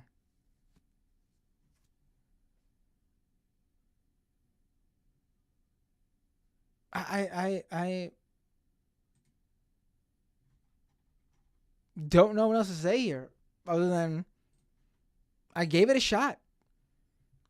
I gave the Twitter files a shot. I went through each and every tweet. We've an hour and a half going through every tweet Taibbi's put out, asking for just a morsel of evidence. And there's no evidence. We have a claim of collusion, which isn't proven. And the evidence is more Twitter employees privately donate to Democrats than they do to Republicans. That's not proof of collusion. They have a right to donate whoever they want to with their own personal money. We're told that there's First Amendment violation by Twitter acting on its own policies, which it's not. They have a right to do what they'd like. It's a private company. They didn't violate the First Amendment. We're told that there was government pressure from the Joe Biden campaign and from the DNC, who, again, neither are the government. In fact, the U.S. courts have declared that political parties like the DNC and the RNC are private organizations. They are not the government. And politicians running who are not incumbents are not the government. candidates, campaigns. They are not the government. They're organizations, individuals.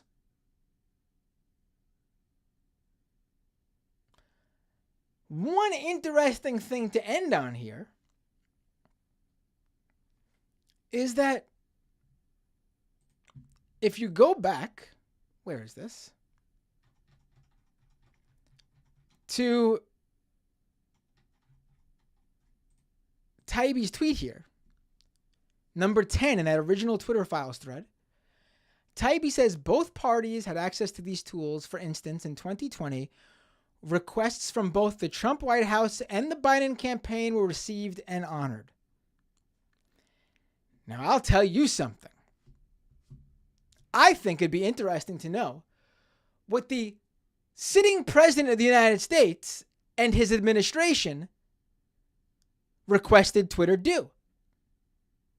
Do they have a right to request it? Yes, they can ask Twitter to do things. I want to know what they requested, and I want to know if it just really was a request. Was it something more? Was there threats? Because then that would be a problem. But here's the thing. Matt Taibbi went through this whole rant here and never decides to show, by his own admission, the request from the Trump White House.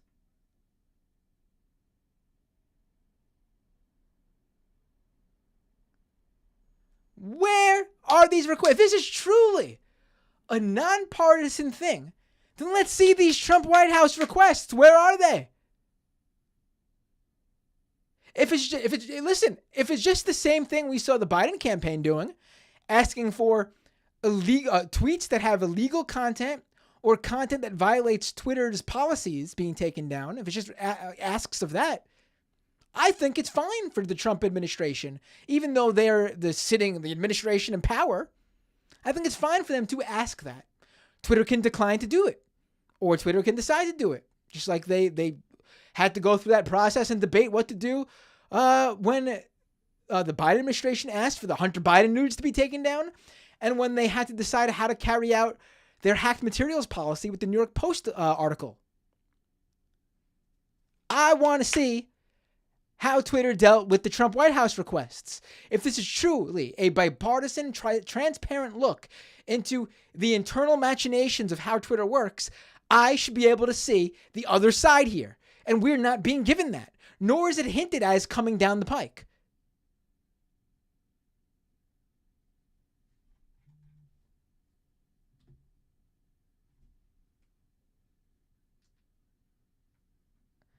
All right, I mean, I've done my best to look through this. I don't know if there's any more to say. Did he drop a new one yet? Is it dropped? Maybe I got to check out Barry Weiss's. Did she drop it? No. She did say, it's been quite a weekend. There's nothing here.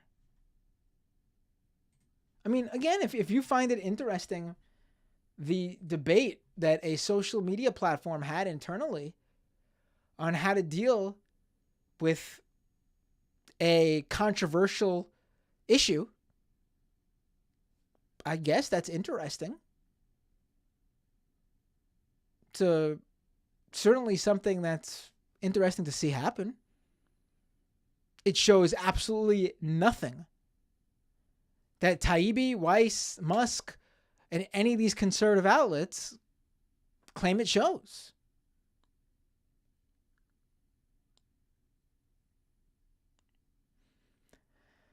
And I'm about to go into the second half of the show now. And I'm going to open the phone lines to any conservative or Republican or right-winger or anyone across the political spectrum. If you're a left-winger, if you're a leftist, if you're a Democrat, if you're a libertarian, whatever, whatever you are, if you'd like to call in because you think I'm wrong and there's something here, please, I would love for you to explain to me what I'm missing here. Please, please, please, please, please, please. I would love to be schooled here. Please explain to me what I'm missing here. You could open up Skype and type in Doomed Live. I'm going to open up the phone lines in just a second, and you could call in. Now, before I do that, I'm going to take a very quick break. If you'd like to support this show, you can go to patreon.com/MattBinder and become a monthly paying subscriber. I ask for a very small suggested donation of $5 a month. You can give more, you can give less. What does that do? It helps me create more content, helps me take the time to do this sort of stuff. You know, it's just not sitting here and doing this for 2-3 hours. I have to prepare, get things together, book guests when I have a guest on the show. I'll be doing edits, creating, clips and more content out of what comes out of this. So your support is greatly appreciated. That's patreon.com/MattBinder. You can also subscribe to the YouTube channel for free at youtube.com/MattBinder. And if you're watching the live stream, you can drop a super chat and I'll read your super chat. That's a paid, a little paid comment. I'll drop all the super chat highlighted. I will read all the super chat highlighted comments on the second half of the show. If you're watching the replay or you're listening to the podcast version of this show, you could go to the YouTube channel and drop a super thanks, which is like a super chat, but it's a comment. If you would like to follow me on Twitch, you could do that at twitch.tv/MattBinder and connect your Amazon Prime account to your Twitch account if you're an Amazon Prime subscriber. So you get that free Twitch Prime subscription every month. That's a free paid subscription to your favorite creator every month. Amazon basically gives that Twitch Prime subscription via what you're already paying them for Prime. So you pay nothing extra. It's basically it's forcing Amazon to get paid a little bit less and share it with me. So that's at twitch.tv/MattBinder. You can follow me at Twitter at MattBinder. You can check out my other show, Scam Economy, at scameconomy.com. You can check out the podcast version of this show and all the links to Apple Podcasts and Spotify at doomedcast.com. Subscribe to my newsletter, by the way. It's a one-click process over at Twitter. Just log into Twitter, go to my profile at Matt Binder, and with one click, you can subscribe to my newsletter, which I will be launching very soon. Because who knows what's going to happen with Twitter, you know? Email's the best way to keep in touch. So give me that email. What else? I'm going to open up the phone lines now. I'm going to take a quick break. If you're watching live, if you're a patron, nothing will change for you. You're just going to see the Doomed logo for a second while I take a quick breath and refill my drink. I'll be back in just a few minutes, if even that long. I will take phone calls, and we'll talk about whatever you'd like. Even if you don't want to talk about the whole Biden thing, with the Biden story with the New York Post and Twitter, and the Twitter files with Musk. But if you're just a freebie podcast listener, then this is where I say to you, I'll see you all next time on Doomed.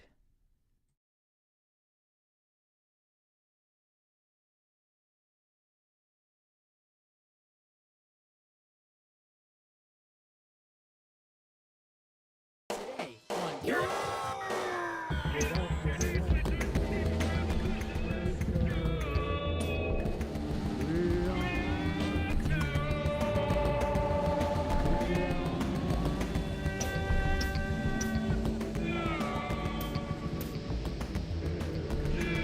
Ecological collapse, corporate fascism, corporate journalism, police brutality, voter suppression, austerity economics, education masses, rampant homophobia.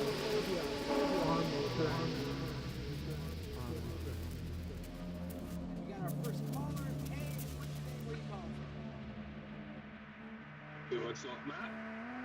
Hey, Dave from Jamaica. Dave from Jamaica. How are you doing, my friend? What are we going to be talking about today? I don't think you are exactly what you think you are. I would say you're a conservative. What makes you a liberal? I'm pro-Green New Deal. Are you? Yes, really? absolutely. Yeah, no, I have watched the show. I've seen you completely come out and get really mad at Alexandria Ocasio-Cortez for some of the things in the Green New Deal. You mean like free college for black people?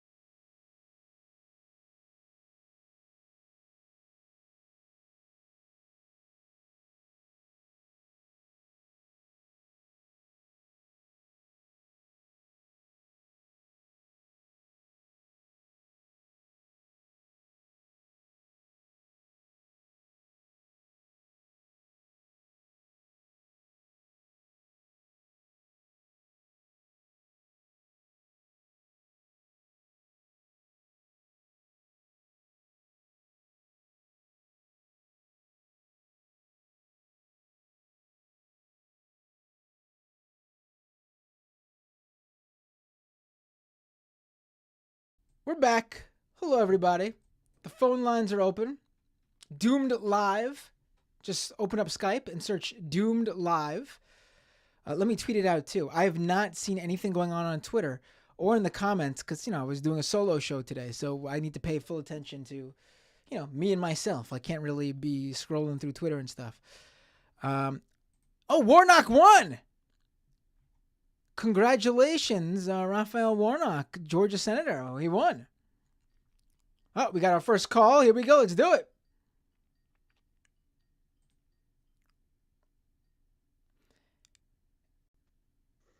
Hey, what's your name? Where are you calling from? Hey, Matt, it's Zach. I'm calling from Philadelphia. How are you? Hey, Zach from Philly. What's up? What would you like to talk about?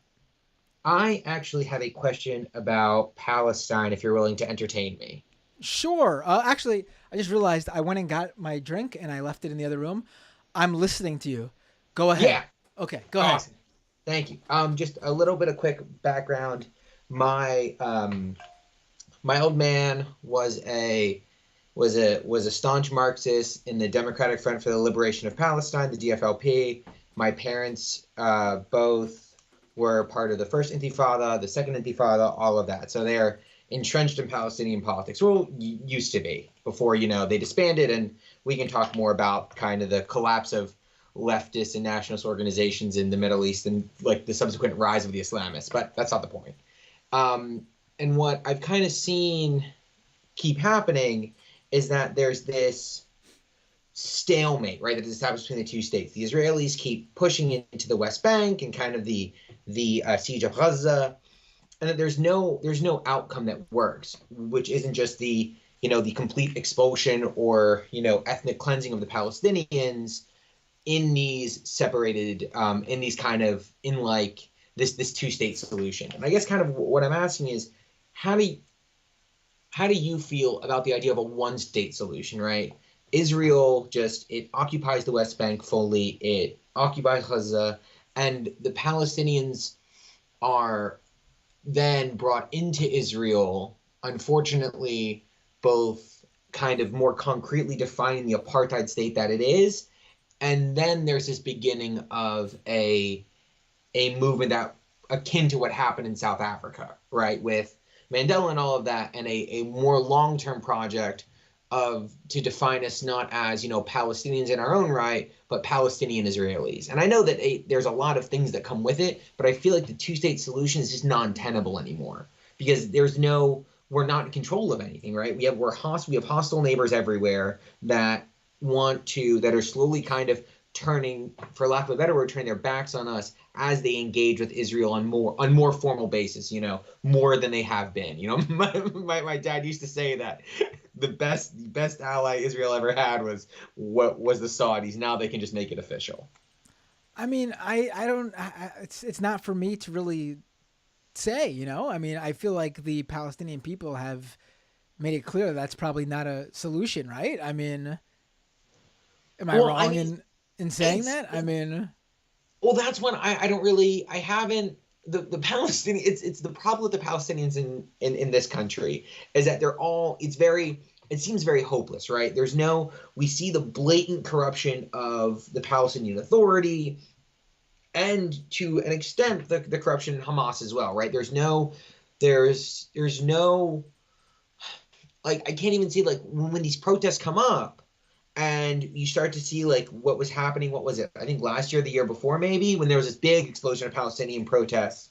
It was some of the most vicious people stomping us down were the Palestinian authorities themselves, right? It's Abbas and Fatah are just as ruthless as the Israelis are. So it's like we're stuck between. It's just this awful stasis, and I don't know I don't know an idea of how to get us out, right? It just seems like no matter what, it's always a bad solution. And just kind of at least if Israel occupies all the territory, then nominally we're Israeli residents, right? And then we can become, maybe citizens. And then kind of like, again, but that long journey, I just don't know. And I haven't really ever. Is any of that territory technically not really occupied in a sense? I mean in the sense that, I mean, Palestinians can't even come and go as they please without having to. No, for sure. I mean, absolutely. It's just like this awful. I mean, and I may tell me if I'm wrong on this, but it's almost like what happens in the reservations in this country, right? Is that allegedly that we have Native Americans who have sovereign land, with the scare quotes as my camera's not on, but they have the sovereign land, but is it really even sovereign, right? They're kind of forced out. They're under just abject poverty and all these horrible conditions, and it's just they're allowed. They're allowed to leave and travel out in and out whenever they'd like. That's not really. I mean, that we can if you want to go on to an Indian reservation and help them with something, you can do that without, I don't know, a foreign nation sinking your flotilla because they don't want you doing that. I mean, yeah, it's definitely not the same. I would love for whatever the Palestinian people want to happen. I don't think I'm in any position to say what should happen. Do I think the Palestinian people will be able to get exactly what they want? They're probably not. But I also don't think that I should be the one. I don't really know. Like, do you really think that if that scenario happened, all those Palestinians in Gaza and the West Bank would be treated differently all of a sudden? I highly doubt it. Oh no, for sure. No, like what I'm saying is that this is a long-term project. This is like a multi-generation thing, right? At least that it gets us out of this stalemate, because it's been like this for how many years now, right? With the slow encroachment of settlers and settlements until there's not going to be anything left. So that's kind of fine. Nothing's really been tried.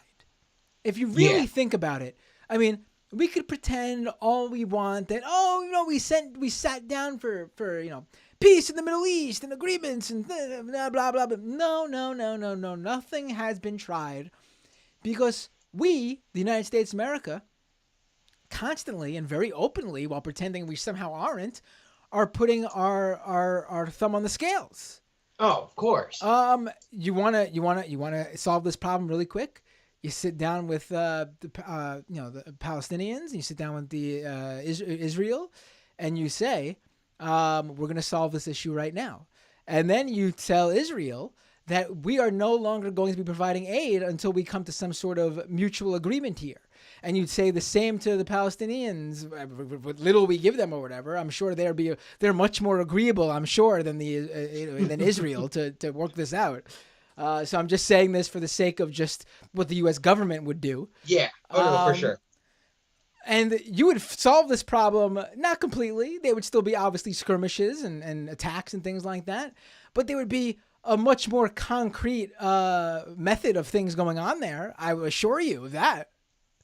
Oh yeah. It's just like, I mean, no matter how it's so true, because there's just been this kind of, and even with like we just say Israel, we have to work this out. Let's sit down and do a deal. Is there going to be any? And I'm doing my best Bibi Netanyahu voice, the real one, and not Kanye's weird anti-Semitic one. Is there going to oh, that be? was hilarious. Is there going to be any consequences for not working this out? No, I'm going to keep giving you all the billions of dollars we give you every year. Oh, okay, then we will continue doing what we do. I mean, yeah. For sure. No, absolutely. And even like there's been this crazy, I mean, crazy is a very subjective term, right? It's always been kind of a right-wing lurch, but it is, I think it may have been on MR where I saw the thing where it's like, it's completely like devolved into like a pure ethno-fascist state, right? Where they like the parliamentary elections, what, the fourth round in 3 years or something like that, or maybe even fifth, has come out and said, just no, this is it just has it because that's what brought BB back, and it's just gotten so much worse and so much further right. So I don't have a solution. This is something that I've always kind of spitballed with my old man and talked to him about, and he would always just say like, there is no hope anymore, and he would just point to like, he would just kind of point to where we are now and say, why aren't we there, right? Like they've won at this point. So I don't know. It's always just having someone who's like who I think has a much better idea of what politics or what like global ideas look like, just to bounce this off of, really. Right. Yeah. I mean, obviously throw anything out there and see what sticks, but this doesn't sound like one that's going to stick. Oh, for sure. Can I actually, do you have time for one more kind of an anecdote? Yeah. So this is about split ticketing. A little bit of background on what I do day to day is I'm an asbestos building inspector. Small firm, we consult with the city of Philadelphia and a lot of the school districts. And one morning, I was in there with the building engineer, which is like the guy who's like the head janitor of the school. He knows like how like the boilers work and all that stuff, and the head electrician. And we're just waiting for work to start, like the kids get out of the hallway before we get back to work. And they're just we're all just bullshitting. And one of the guys, they start talking, it was right around midterms, they were talking politics. And they had said that what you do who you vote for in the federal government doesn't matter. Vote however you want. But no matter what, you need to vote Democrat on the state because that's who protects the unions. And he went in to talk about to whoever the governor before Tom Wolf was. I don't know. I've only been in Pennsylvania for a little bit now. I think he was a Republican. How he was terrible for them. But Wolf had been so good and really helped, strengthen the unions in the state. Oh, wait, and that's why you said Tom Wolf, like the governor of Pennsylvania? Yeah. No, he was a Democrat. Yeah. But I'm the guy before him. Oh, the guy before him. I don't remember who that was. Go ahead. Yeah. Sorry, I misheard you. My bad. Oh no, you're good. You're good, man. And it said that, like vote Shapiro only because the Democrats will always support the unions. And I just kind of, it opened my eyes. So I wonder how much, again, this is one anecdote, N of one. I wonder how much that kind of sits on the minds of some people who may lean, who may be like your, God, I hate this word, but like your swing voter, and how they think and who they're voting for, right? I could totally see these guys voting for DeSantis or, Trump or whoever in the presidency, but also then voting to reelect someone like, Josh Shapiro, right? Because to them, it's so much more tangible and concrete, like that impacts their day-to-day lives. Because almost everybody in the Philly school district is unionized, right? All of them are. The building engineers, the electricians, steam fitters, all of them. And I've worked with them. They're all like, they're all good dudes and all that. But it was very interesting to me, like when they talk about the, split ticket voting and like, who are these people? I think this might be some of who they are. And what we do with that information, I have no idea. But that was just an observation I had. Yeah, I mean, that's certainly a good observation. I mean, I think that's a good way to go about it. If you really if like that wins someone to do that, then yeah, you know what I mean. Like I don't know if I would. No, for sure, for sure. It was really interesting for me to see, like, because I think I had heard maybe Sam or someone talk about it, like I kind of who are these people, right? Who goes in and looks at a governor's ticket and says, I'm going to vote, I'll vote Josh Shapiro, and then I'm going to vote in, Mehmet Oz, right? And I think these would be some of those people who don't feel, who have that kind of idea that it doesn't matter what we do at the federal level, right? There's going to be, they're not passing anything. It's all this, stagnation, gridlock, whatever you want to call it. But on the state level, you could have these tangible impacts. And this does matter with who your governor is, because they're going to be the ones, whether or not, giving you, supporting you at this bargaining table against whoever you might be getting ready to throw down with. Right. Yeah. But hey, man, thanks for your time. No, I think I think your point is a good one in terms of if you could get it across certain people who would be open to that, because maybe they wouldn't vote Democrat at all, then yeah, but I wouldn't lead with that. You know what I mean? oh, for sure. Oh, yeah, no, for sure. It was definitely something I saw. Also, last thing, I'm about to hang up right now and get back this paper I need to finish. But I have loved all the stuff on scam economy. I have sit there, and there's a guy that I work with who would talk about NFTs, talk about crypto, and how good investments, all that, and I would just sit here and just be like, I know, because I can now tear this apart, and just leave him sitting there at the end saying, well, it's my money. And I'm like, well, there you go. Wait, you're going to drop this juicy tidbit here. I'm going to need more details. Oh, you had debates with him over this because of you listening to Scam Economy? Oh, yeah. It's you guys in Trash Future who would do it a lot for me. Because so him and I, because part of it, we work in teams, right? So we would be driving, and I was giving him a lift, and he was telling me about his NFTs, and he lost his hard drive fried, he lost NFTs and all this money. I'm like, well, hey man, they're not real. You're not losing it. You just lost your money. It doesn't matter. Even if you have them, they're not worth anything. He's like, oh, that's not true. It bounces back. It always does. I'm like, man, they're not. And then I did the thing where I pulled up my phone and I hit the screenshot button. I'm like, hey man, I now own this image on Twitter. You and I are the same, and that really set him off. But it was just this always back and forth. He would talk about his what did he invest in? It was one of the things Terra was tied to. But I would go back and I'm like, man, Luna? Listen to Luna. It may have been Luna. And I would say no, just listen to these. I would say oh, look up scam economy. Just listen to these guys. They're not. It's all just you have the bag now, but what's going to happen in 3 weeks? So wait, what happened? I gotta know what happened. Is he still talking about the crypto and NFTs? Oh, of course he is. He doesn't. Did he lose money? Crypto. I'm sorry. Did he lose money? Oh no, I don't know. We haven't talked about it since, because now he doesn't the thing he now talks to me about is how much he gambles online. I'm like, well, I think you traded in one vice for another. I think he's not talking with you about it anymore because he's lost money. That's exactly what it is. He saw the crash. I'm like, yeah, man, because we even talked when the NFT crash happened.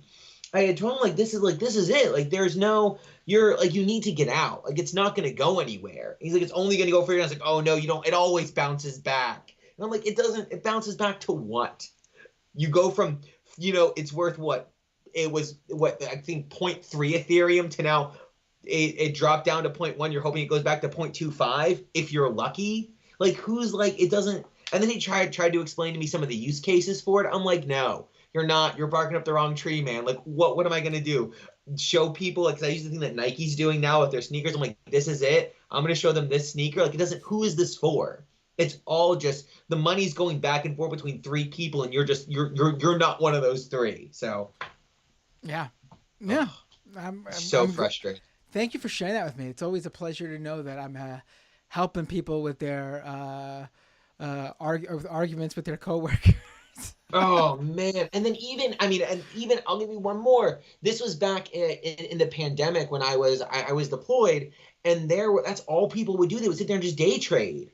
And there was a guy who would room next to me, and and sometimes in the middle of the night I would hear him hooping and hollering because he had just made, $15,000. And then I would see him the next morning. I'm like, hey man, like what's going on? He's like, oh man, I was up 15 and now I'm down 20. I'm like, dude, get out.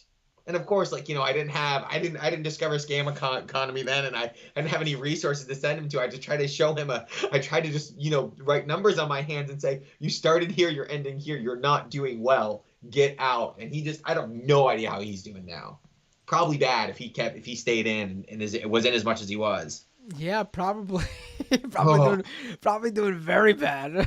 Oh, it's heartbreaking. Well, listen, I'll get off the line. I'll let you fight with whoever's about to tell you that Elon Musk is good at Twitter or whatever. Oh, I would love for people to call in. I gotta find out. All right. How to get people to Thanks a call lot for in. taking the time. Enjoy your night. I'll keep listening. Thank you for calling in. Pleasure. Bye. Bye. I gotta find out what I could do to get people to call in here who would have a disagreement with me, because it's I don't.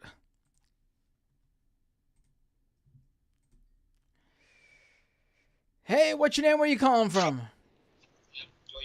Hey, it's Danny. How are you? Hey, Danny, can I pull you up on the feed? Yeah. Hey, what would they talk about? Yeah, this is Danny from Maryland. You've talked to me like 5 times before now. Elon's really good. Based on the last caller, sorry. No. No. I need to make my volume a little louder. Can you good. hear me? Sure. I can hear you just fine. Go ahead. Okay.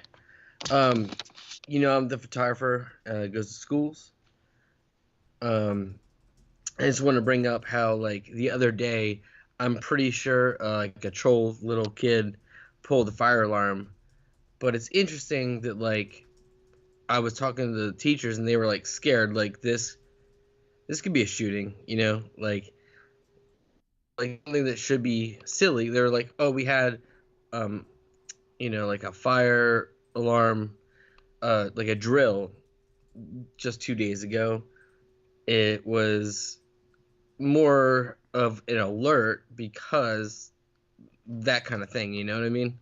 Like, it's like people were more scared. Like, what could this mean? You know what I mean? Does that make any sense what I'm saying? I'm not following.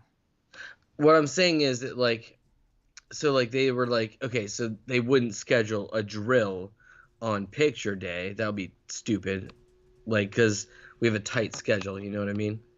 So what I'm saying is that, like, people hear an alarm go off, and what I'm seeing is from these teachers, they're, like, actually scared that it means something extra. Like, it might, they seem to think it's, like, there could be an active shooter, is what I'm saying. Oh, right. Okay, so they doing these drills without telling people? Right, because it's not a drill. Because, like, a kid pulled it. I was misunderstanding. Okay, so... Oh, I'm sorry if I wasn't clear. Yeah, so a kid pulled it, and, like, I think they knew what kid did it. So I overheard a conversation where a teacher's like, once we figured it all out, they were like, review the tape. I know who did this. And so that kid's in trouble. But the point is that, like, little things like that could, in the past, maybe be like, low level... Right, low level offense. It scares people. It's, it's something to think about. I just thought it'd be interesting to bring up, because, like, I'm seeing, like, a difference from when I went to school from what these teachers are dealing with. Like, that could mean a whole different thing than what it would in the past. You know what I mean? Does that make sense? Yeah, it's kind of scary, and it's something to think about, I would say. But yeah, and I like to talk about music with you, and I have one music question with you. Sure, go ahead. I have there's people in the chat telling me that you said it clearly, and I was just completely off the mark. Ryan Lennon fan says, I assumed I fucked up. Lennon fan says, "Man, Matt's a bad listener." I'm sorry. I knew it was my bad. I said I wasn't getting it. I wasn't comprehending it. You're bad at all. I don't know why. I don't know why it wasn't connecting. I thought I was not. I think it's because we're one of those shows where I just did the first hour and a half all by myself, like solo, no guest. Yeah. And so I'm a little bit. I guess I'm not all there. But let me wake myself up. All right. Let's do this. Go ahead. I do that when I have to drive home from a 2-hour away school, because it can be brutal. But yeah, like I thought your first half was awesome. Like it was like it's such a boring topic, but someone has to do it. You know what I mean? Like it's not that interesting, and that's what I'm like. Expressed to my brother. My brother's an idiot. Like I consider him like a Tim Pool, basically, like contrarian for contrarian's sake, I guess. Right. So like, Well, I don't think Tim Pool is that, honestly. well, I think it's what he's presenting himself as. I don't know what he is. Right. I just But go mean ahead. like, That's a side story. Go ahead. yeah, no, but my point is he likes people like that. Is what I mean. Which I can't stand those people because they don't take a stance. They're just like, what if this, and like I don't know, like they don't live in reality. Contrarian for contrarianism's sake. So they're frustrating, and that's what this whole thing is. It's that person. It's the Glenn Greenwald. It's the Tim Pool. It's all that. That's what this like whatever like Twitter thing is. It's just to try to get a sensationalized like headline. It's not about like a problem. It's just to be that contrarian. It's not for anything. It doesn't like I don't think these people care about anything. I don't. Do you know what I mean? Yeah, that's definitely part of it. No. And it's really frustrating because like what is the point of all this? It's so boring to me, but I'm glad you covered it, even though it's fucking boring. At least someone did it. I find it fun, honestly. I'm a masochist in that way. Like all this stuff that I mean, honestly, Elon Musk bringing back all these shitty people. I get the issue, but very personally, I love it. I love it. I live for this shit. Well, I think you're a sick fuck, but I love you anyway. That's what I'm saying. But I appreciate it. Let him out. It's that. What is the what's his face? Rorschach and from yes, Rorschach. I'm having a mental block right now from the Watchmen. No, me too. It's like you're not. I'm not locked in here with you. You're all locked in here with me. That is actually a great scene. That is a great scene. That's me. That's me. Yeah. I respect that. That's what I try to be every day in my life. All right. I have some more callers calling in, so let me say goodbye to you if you got nothing else. Can I ask you one music question? I don't want really quick. Go ahead. Yeah. So, we like punk music, right? So my one thing is, punk is kind of not just a genre. It's sort of like a mentality, right? So I was wondering if you thought of a punk song that was like encapsulates the genre, but is before punk existed. Oh, does that make sense? I have one example that I want to recommend to people. Go ahead. Listen to Nina Simone. Is a jazzy song. I know Nina Simone. Yeah. Mississippi Goddamn. That is punk as fuck. Listen to Mississippi Goddamn. Right, no, that's... I mean, a lot of that early Johnny Cash stuff was fucking punk. Yes, I would agree with that. That's a good choice. I mean, in terms of, like, Closer, I mean, I think you could argue that in some ways, I mean, because they're the style of music, but they're the band that literally created that, like, crunchy electric guitar sound that's used in rock all the time, the Kinks. Oh, I love the Kinks. I mean, I would say they played a huge role in punk, even though people don't consider them a punk rock band. Yeah. They're way more gritty and punk than any of the other rock bands that came from that era, like The Who, Rolling Stones, Beatles, I would obviously. Agree. I would agree, Matt. I agree. All right. I don't want to take any more of your time. Thank you. Have a great night. Great job. Great show tonight. Thank you. All right, let's go to this next call. Hey, what's your name? Where you calling from? You're on mute. You have to take yourself off mute. I can see the little, there you go. There we go. Is that better? That is better. What's your name? Where you calling from? Cool. My name's Paul. I'm calling from Eugene, Oregon. Hey, Paul from Oregon. What would you like to talk about? I think it was on Twitter. You said like, call me. Why you think Twitter files is a big deal or whatever? Oh, cool, perfect. No, exactly. Let's do it. What would you like to say? Okay. Well, I don't know. Big deal. I don't know about that. It's kind of subjective, but and maybe it's a straw man from the beginning. I don't know. But here's what I have to say about it. Sure. So there was like polling on it that showed that like it would make a difference. If people would have known, like, it doesn't matter to me like what Matt Binder thinks about it. It's like, what effect does it have on like democracy, right? And like some people said, I think it was like 1 out of 6, that it would change how they would vote. And with like, but what the left, how it like freaks out about Russia Gate and like Trump things and like October surprises. It's like, if it makes a difference on the democratic process, like I think in a free country that values democracy, like, yeah, and to some degree, it's like somewhat of a big deal, But what is the big deal? Like that's what I'm asking. What is the big deal? I just told you. Told you it has an effect on the democratic process. Right, but doesn't matter what you think about like what if there's a, bombshell. It's like doesn't matter when what does matter is. But what had an effect on elections? What you really want like Republicans to do the same thing and like win elections because how elections are close. No, I get what you're saying, but what is what part of it are people saying they care about that would have affected the vote? Oh, I don't know, and that doesn't concern me. I don't want to have a super narrow conversation that to me isn't serious. If like, I see what you're trying to do. Like you want to narrow it down to like that. So no, I'm not trying to do anything. Because here's the thing.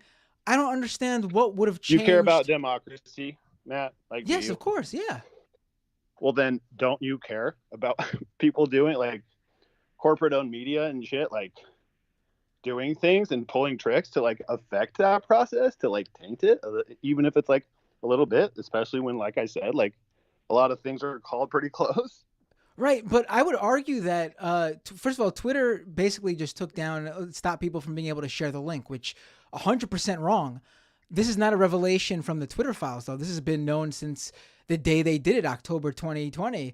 Nothing was hidden then. The people, if Twitter's action... And despite that, sorry to cut you off, but despite what you're saying, people that were polled said that if they knew, so some people weren't informed, if they knew, it would have changed their vote. And 1/6 is like pretty damn significant. That's takes you outside of the margin of error. That's like if they knew what? Like that's what I'm asking. They knew. It doesn't matter. I'm not gonna get like steered into a stupid conversation that's not serious. What's serious is the democracy, bro. We live in a country that values democracy. Come on, don't play dumb with me. I'm truly not understanding what the thing is that like, what is the revelation? I'm a med tech. You do politics for a living. If you can't understand this, then I don't know what to tell you. This is ridiculous. I mean, I'm glad you called in. If you don't want to go any further, I'm happy to. This is fun. No, good. I'm having fun too. Yes, I'm having fun too. No, I mean, I would love it if you would just explain. Like, you don't feel that way? You said so. I guess you can't go into what. I think I made a pretty cogent, straightforward argument. I see you don't really have a rebuttal other than, hey, tell me exactly what's in the Twitter files. Well, that was what the call was for. Like if people. Oh, okay. Well, then I would like to know. I'm glad you called in to say that, though. I mean, obviously, people think this. Thanks, if some people think this is a big deal, then sure, it's a big deal for those people. But I don't know what they're saying. Well, yeah. You think about Russiagate, which was like what hundreds of dollars, whatever, like a teeny thing. I mean, we influence elections in a ton of ways. So it's like anything. People like clutch their pearls and like about that kind of stuff. So it's like, why wouldn't this thing that did like and could like it's pretty straightforward how it could have an effect. Sure, I mean, that electoral process. Right. People should be concerned. Right. Yeah. Subjective.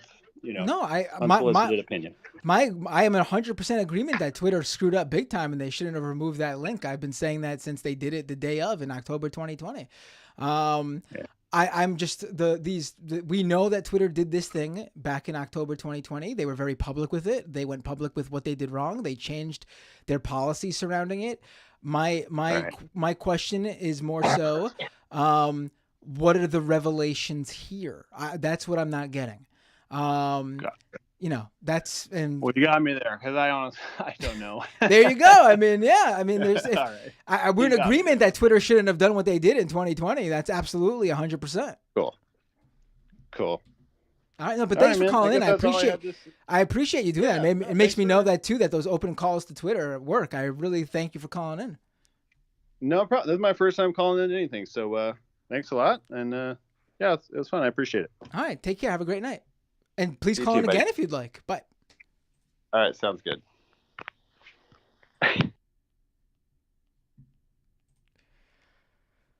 I mean, I agree that Twitter shouldn't have done it. And if their polling shows that people care, then yeah, okay. But that's not what the Twitter revelations is claiming. Oh, hey, what's your name? Where are you calling from? Hey, Matt. Josh from California. How you doing? Hey, Josh. How are you? I'm doing good. What would you like to talk about? So I guess I'm calling to sort of respond to that last caller. What would you think would change people's votes? Like, they see pictures of Hunter Biden's dick and like. I mean, no. His argument was that he saw a poll, and I mean, if that's how people feel in that poll, okay. I would love to know what the people in the poll are talking about. Because he made it clear that he doesn't have an opinion on the Twitter files deal, so that's fine, that's fair. But I mean, I would love to know what those polled are claiming they didn't know about. Do you know what I mean? Like, what didn't they know? Well, yeah, and so then I would like to see the results of the same people polled if they knew that the Washington Times which is where some of this stuff came from, is actually funded by a cult that was involved in funding right-wing death squads for 40 years in South America, and is currently heavily influencing the Japanese diet. So let's if we care about democracy, like, why don't we push poll on things that are true and inform people to say, like, oh, do you want foreign influence in your daily press? Because this is where fully half of the right-wing stories come from, is the Washington Times. Or we could also poll people about how they feel about a cult where the leader gets to fuck 12-year-old girls in China, is the source of probably another 30% of the right-wing bullshit, including all of the fake election stuff that filtered up through the Drudge Report and OAN and what's the other, Newsmax. People are confused at what your argument is. He's basically saying that he's using a crazy, like, QAnon level conspiracies to say how if you, and maybe I'm not understanding what you're going for, but it sounds like you're saying that, obviously it depends on how the question is worded and to what audience. Yeah, well, so these are all push polls, but I also think that just like, how do you feel about John McCain having how would you feel about John McCain having an illegitimate black baby? I'm looking up for this poll, but I don't that the previous caller mentioned. Maybe I'm just looking for the wrong thing, but I can't find anything. So if someone knows what this poll, then please send it. I don't see a poll. Yeah, but so it's probably out there. I just haven't had a chance to find it. Go ahead. Real quick to chat. Falun Gong owns New Tang Dynasty and the Epoch Times. That's where not all of, but the vast majority of the reporting that the right-wing news cycle used to claim that the 2020 election was stolen came from. Those were the Epoch Times, New Tang Dynasties, where all the video stuff from Georgia came from. That was the originators of those posts.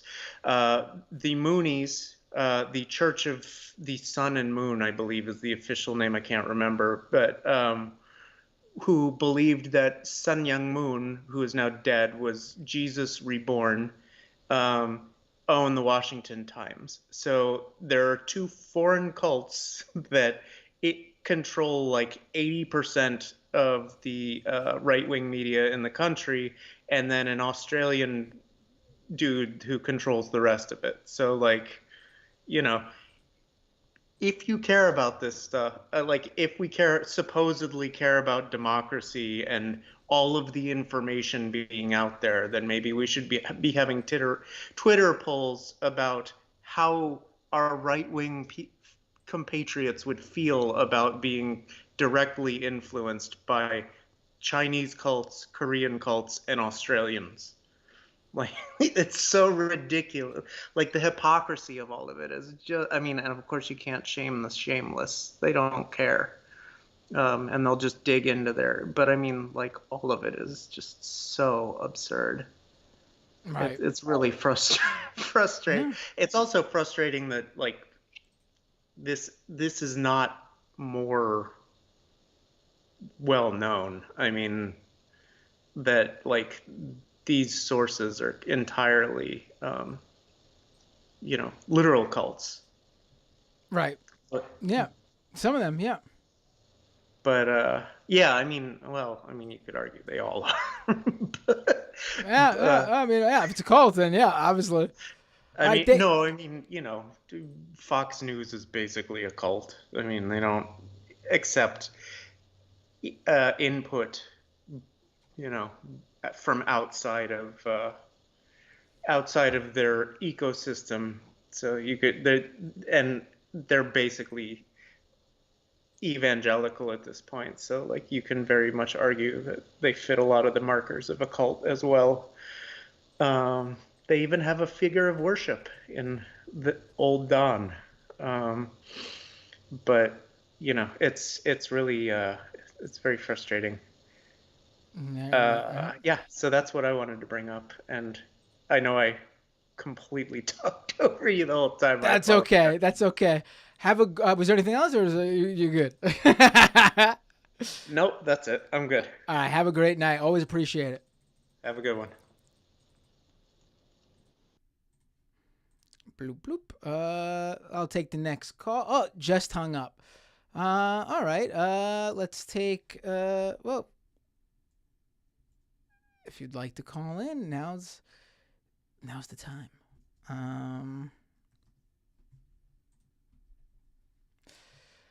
Let's go to.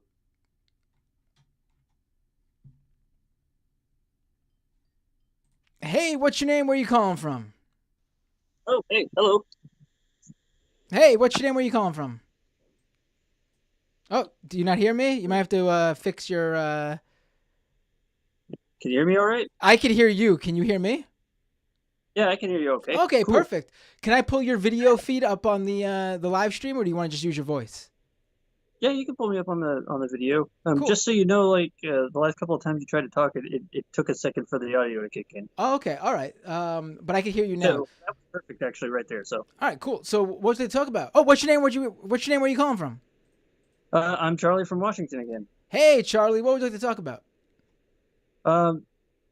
So last time I called you, I mentioned that I like to go onto Reddit to basically the opposite of shit post. I don't know what you call that, like positive post or a support post. Or I don't know. And one of the posts that I read was this person. They're in another country and they were taking their driver's test, and the two instructors that they had started having a like massively homophobic conversation, just like really going in on it, like all the way down to the groomer stuff. And they didn't want to say anything because they didn't know, and they wanted their license. And they were basically posting about this, saying that they felt really bad that they weren't able to defend the LGBTQ community. And I posted a response to him saying, look, you're an LGBTQ person. You are protecting yourself. Therefore, you are protecting the community that way. I mean, you need to protect yourself. It's kind of important like that. You know, so sometimes people like that, their whole goal for queer people is to make us not exist. So existing becomes a form of resistance of sorts. That's kind of what I think they mean by pride is not a parade, it's a riot or a protest. Mm-hmm. Yeah. Yeah. And I told him, like, we need more queer elders. If you put yourself in danger, that can get in the way of you becoming another queer elder. I saw another post a while ago that went talking about, you know, how the younger generation, like 1 in 5 of them identify as LGBTQ. Well, they were positing that, you know, it's not just that the boomer generation was less accepting of it. It's that a lot of them died from AIDS, a lot of them died from violence, a lot of them stayed in the closet so long they developed bad self-loathing and then off themselves. So, you know, those numbers are skewed artificially, basically. And it kind of really stuck with me. So I posted this to this guy, and then somebody else replied, hey, you know, I really needed to hear this. I've felt bad whenever I can't defend ourselves from my parents and stuff. So I thought it would be worth coming on here to say, hey, guys, you know, sometimes you got to do what you got to do. Just because you can't speak up in that moment because you're in danger doesn't mean you're not protecting the community. Because if you're protecting the community that you're a part of, if you're protecting yourself and you're a part of a community, you know what I mean, right? Right. No. Yes.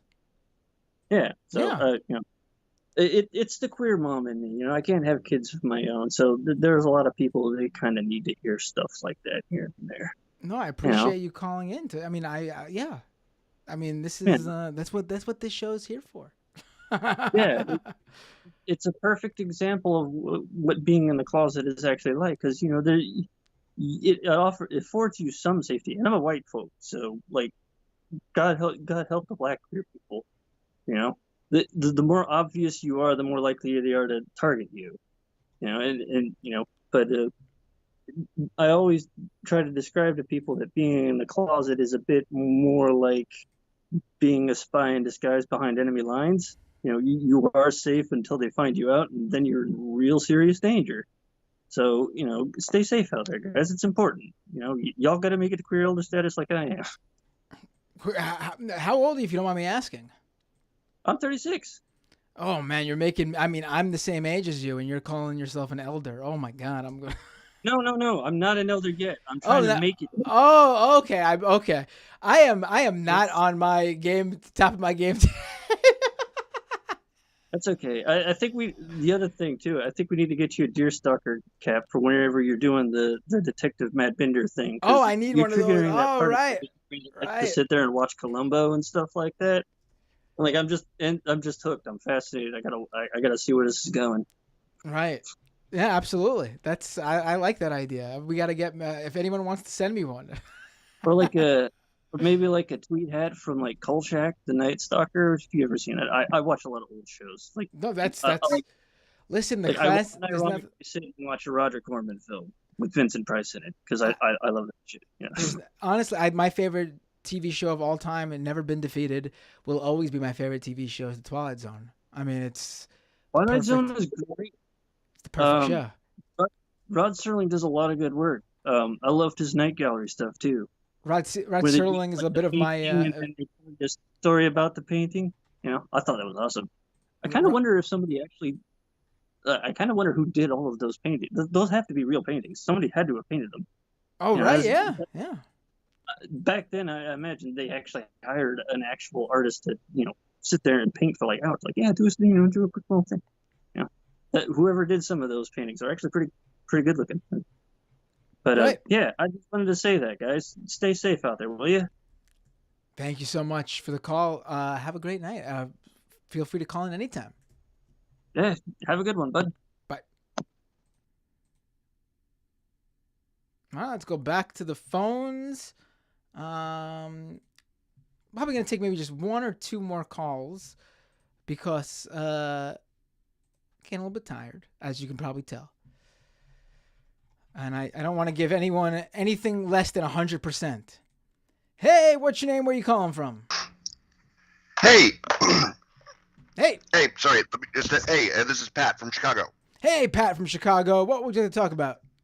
I just wanted to talk about some of the things the other people were talking about with the sort of to bring up the idea that a lot of people do need to recognize sort of the anti-communist things that we've done in other countries, not only in this Southeast Asia, but in South America, and just educate yourself about those things. Not only that, what the Dulles brothers did in the 50s, just to be aware of what it is, and that Dulles should never have an airport named after him. And that's something I think just for people to be aware of. But also, where did Matt Taibbi go off a fucking cliff from? Like he and Glenn Greenwald had both gone off a cliff. You know what I think happened?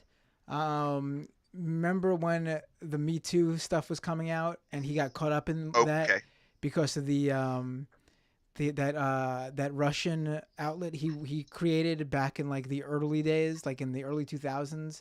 I forgot what it was called.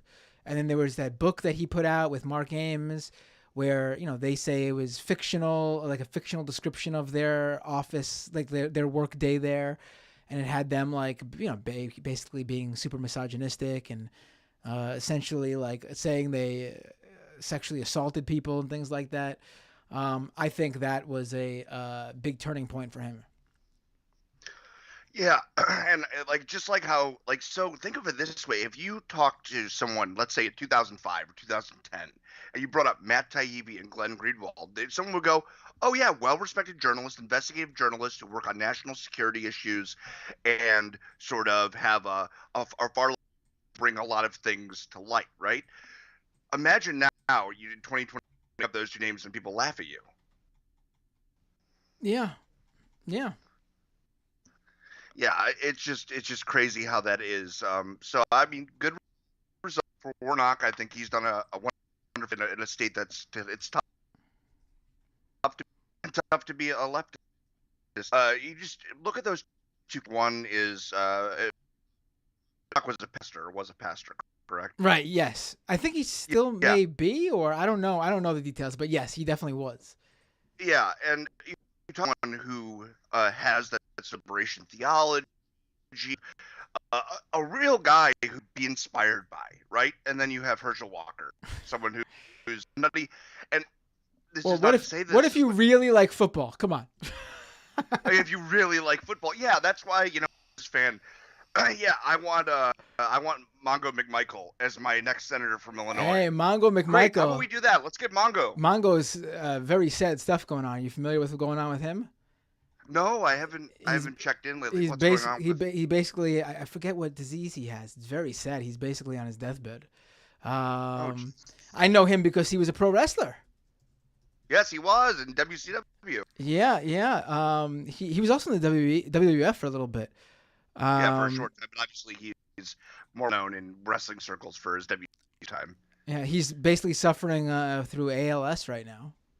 Oh, geez. I mean, yeah, there's been the wrestling world has got him behind him and everything, and like they've posted photos of them hanging out.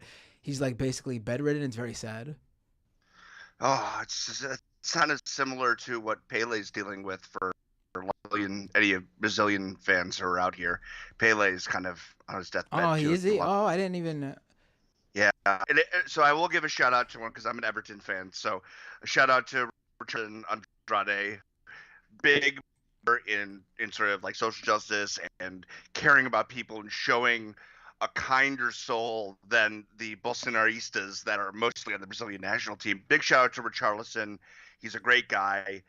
If you don't know who he is, go look him up. He played for Everton. He plays for Tottenham Hotspur now. He's the striker for the Brazilian national team.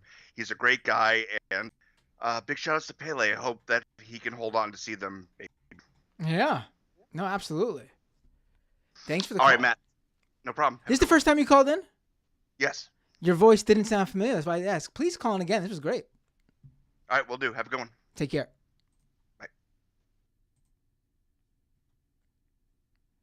All right, one more call. I see there's a few people waiting on the line, and just lost them. But let's see.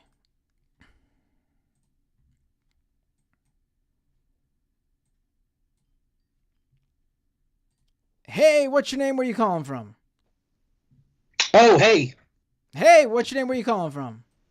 This is from Massachusetts. Hey, Jeff from Massachusetts. What's up? What would you like to talk about? All right. You heard me? You hear me? Oh, all right. So, I'm gonna throw away. Hope you don't mind. Okay, don't mind at all. But we got. All right. So here in Southeast, we had a sheriff for a very long time, and he just really sucked. And he got voted out, which is, fantastic. Right. But yeah, so I don't yeah, his name's Tom Hodgson. He was a, white supremacist. He narked on his church. That was a good one. They had pamphlets, offering like legal advice for, immigrants, undocumented, and he, notified Homeland Security about it. His own church, which is really cool. They had to pass a law to prevent him from stopping in-person visits at the jails, because, this was pre-COVID. He decided that they were going to go video conference only. So if you went to visit somebody incarcerated in one of the Bristol County, a computer monitor, like a Skype call or something from the parking lot, you couldn't go in the building. So the excuse was that they couldn't stop contraband from getting inside. So but they probably had a sweetheart deal with, whoever owned that software, in all likelihood. But he's gone now, which is super cool. So, something I'm happy about. But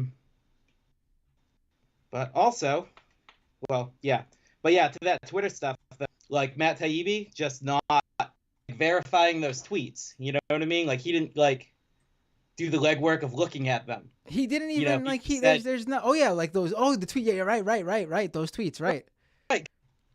If he goes on and starts talking about political contributions, but he has the requests for tweets to be taken down, and he has logs showing the tweets, whether they were taken down, whether the account was banned, whether they were left up because they weren't in violation. He should have had all that information unless it was really deeply curated, to tell a certain story. But he didn't do any of that. So it was well, I don't know. It's kind of not cool, Right. But yeah. And anyway, so yeah. So I mean, he completely. I don't either he didn't check to find out if he could access those links anywhere, or he did and he didn't find it relevant to share what they were, which would be I don't know which is worse, honestly. I don't know which is worse, him not knowing that there's methods to find the archive of the removed links, or if he did and decided to just not mention the fact of what was included in them. Yeah, you kind of get the idea that maybe both are probably bad, but I think if he came up with a dead end and just didn't share it with people, that probably would have been worse. I don't know. That's just me though. Right. But yeah, and I guess for the last thing, I want to congratulate you for your running with Sean Fitzgerald, that goober. Oh, you saw that? Yeah, because he was been getting shit on by lefties for a long time. First time I saw him, he did a debate with Hassan back when he was doing those breakdown videos for TYT, mm-hmm. and he was kind of a nobody, right? Which was really funny. But yeah, he was talking about the virtues of stop and frisk, which was kind of hilarious, and Hassan made him kind of look like a jerk. But then it was kind of funny though, because back in the, then it was probably 2017 or something like that. But he would flex on Hassan about how he had more YouTube follows, which was kind of funny though, because Hassan was never really a YouTube guy. You know what I mean? He did TYT stuff, and he streamed, and he was big on Instagram, I think, but he was never a YouTube guy, which was really funny that he go after him on that. But yeah. That guy's been a dope for a while. Lance, he talked to Lance from the Surfs and Ravana, and I think there was somebody else too. Well, you now as well. But yeah, that guy's been, he's just been a chud for a long time. But yeah, I kinda could warmed my not heart. I could not believe I can't believe that I can't believe that he argued that. Like, it's still baffling to me. Yeah. Yeah, it's just like he's probably become more racist over time. I don't know, it's hard to say. Like, didn't really watch a lot of his stuff, but he seems like his views aren't evolving on anything. He's just getting like more of a like he's probably in his 30s, but he seems like, very very much like a cranky old grandpa, All right. Anyway, it was good talking. I'll let somebody else call in or call it an evening. Sounds good. I really appreciate you calling in. Feel free to call in anytime. Always love hearing voices I don't usually hear from on the regular. All right, take care, man. Take care.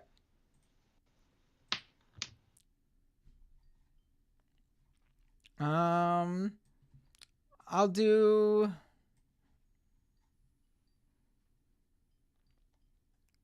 Bruce says he's on H3 a lot. Who's on H3 a lot? Sean Fitzgerald?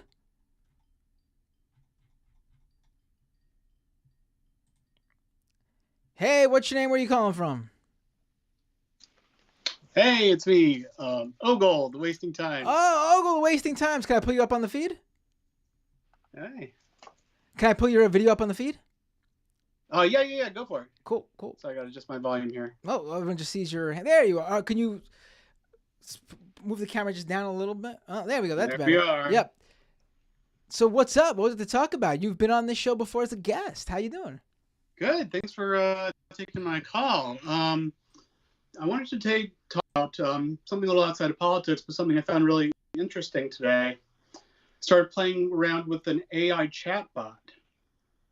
If you go to openai.com. Oh, I know what you're talking about. Chat GPT. Yeah, and this thing is just really incredible. And you can just compose text for you. You could say, create a tweet that sounds like it was written by a deranged MAGA guy. And it will make, you can say write 10 tweets, and it'll make a list of 10 tweets that are novel. It'll understand. You can say those tweets are too long, make them half as long, and it'll come up with a tweet half as long. Yeah. I mean, a caller, John from Australia, a regular caller, he called in on the post show on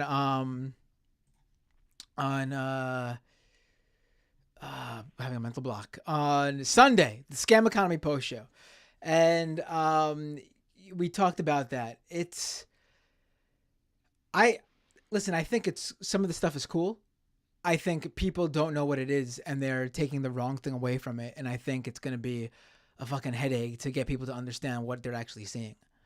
I know that's not why you called in. You called in to tell me how interesting it is. I mean, it's here, and it's going to revolutionize a lot of things.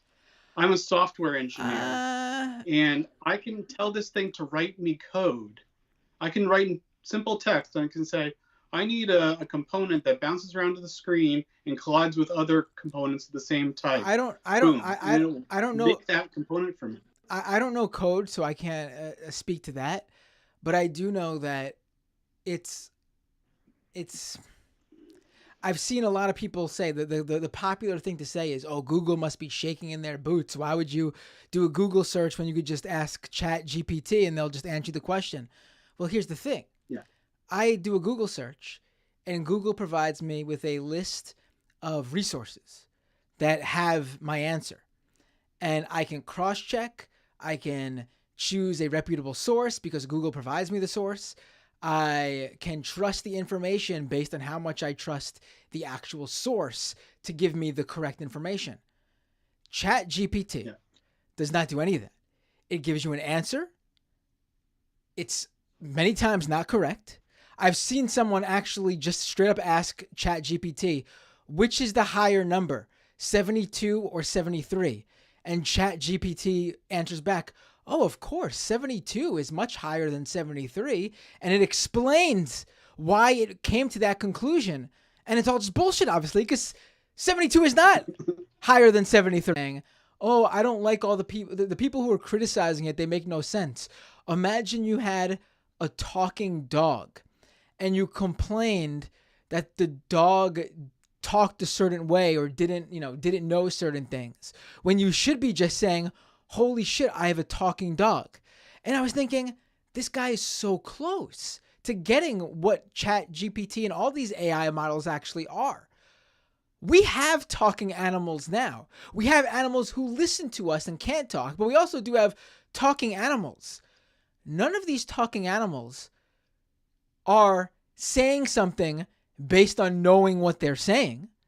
They're saying something based on the reaction they get from people, how they're trained. Like when those talking gorillas or whatever, they don't know what they're saying.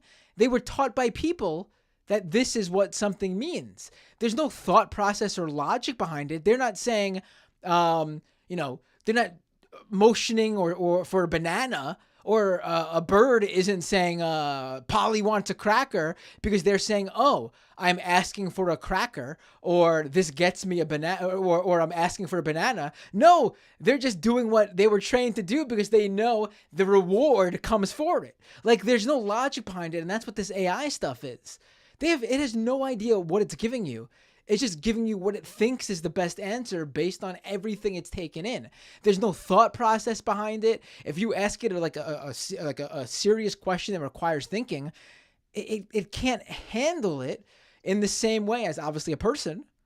Like, it's not gonna be like you could ask very basic things, and it could, like, obviously it could probably give you the definition of like what the First Amendment is, but like, if you ask it like to give your opinion of who's the better candidate, Raphael Warnock or Herschel Walker, it can't help you there. Yeah, it is it's a tool, is how I see it. That's exactly that humans will interact with. That's exactly what I said. Usefulness for it. That's exactly what I said on Sunday. So, it could be. I think it's something that a lot of us are going to end up using it in a lot of questions, and I think we're we've seen a lot of this artwork that's out there that's been generated. I don't know, maybe you could debate whether or not it's actually artwork, but I just think this is the landscape that we have now, and no, I agree. I agree. It could be a great tool. I said that on Sunday myself. Like, it has to be in addition to, though. It has to be like, oh, I'm using this to basically help the process I already know how to do, or I'll let it spit out something so it gives me like the framework, and then I'll go in and actually edit it and fact check it and fix it and everything. Yeah. My issue is people don't know they have to do that. They think they're getting the God's honest truth from this genius AI bot that's thinking for them, and it's not what it's doing. Yeah. Well, like any tool, it can be abused and will be abused, and right. We're going to be seeing going forward. Right. Thanks for the call, Oleg. Nice to talk with you again. Yeah, good to talk with you, Matt. Have a good night. Have a good one. Bye. Listen, I think the AI writing stuff and the AI art stuff is cool. I just don't like how people are viewing it because people don't understand what it is. It's not coming out of this stuff in thin air. It's literally like thinking, it's literally grabbed all of these models, all of this content, all this data from across the internet, billions and billions of data points, and is trying to amalgamate what that is and spit it and regurgitate what it comes across. Hey, what's your name? Where are you calling from? Oh, hey, it's Ryan, Ontario. How are you? Hey, Ryan, I'm doing good. How are you? Oh, not too bad. Okay, I just want to like touch on something like basically on the same thing that the last caller was talking about. The actual problem with AI art is that it will cut the labor market.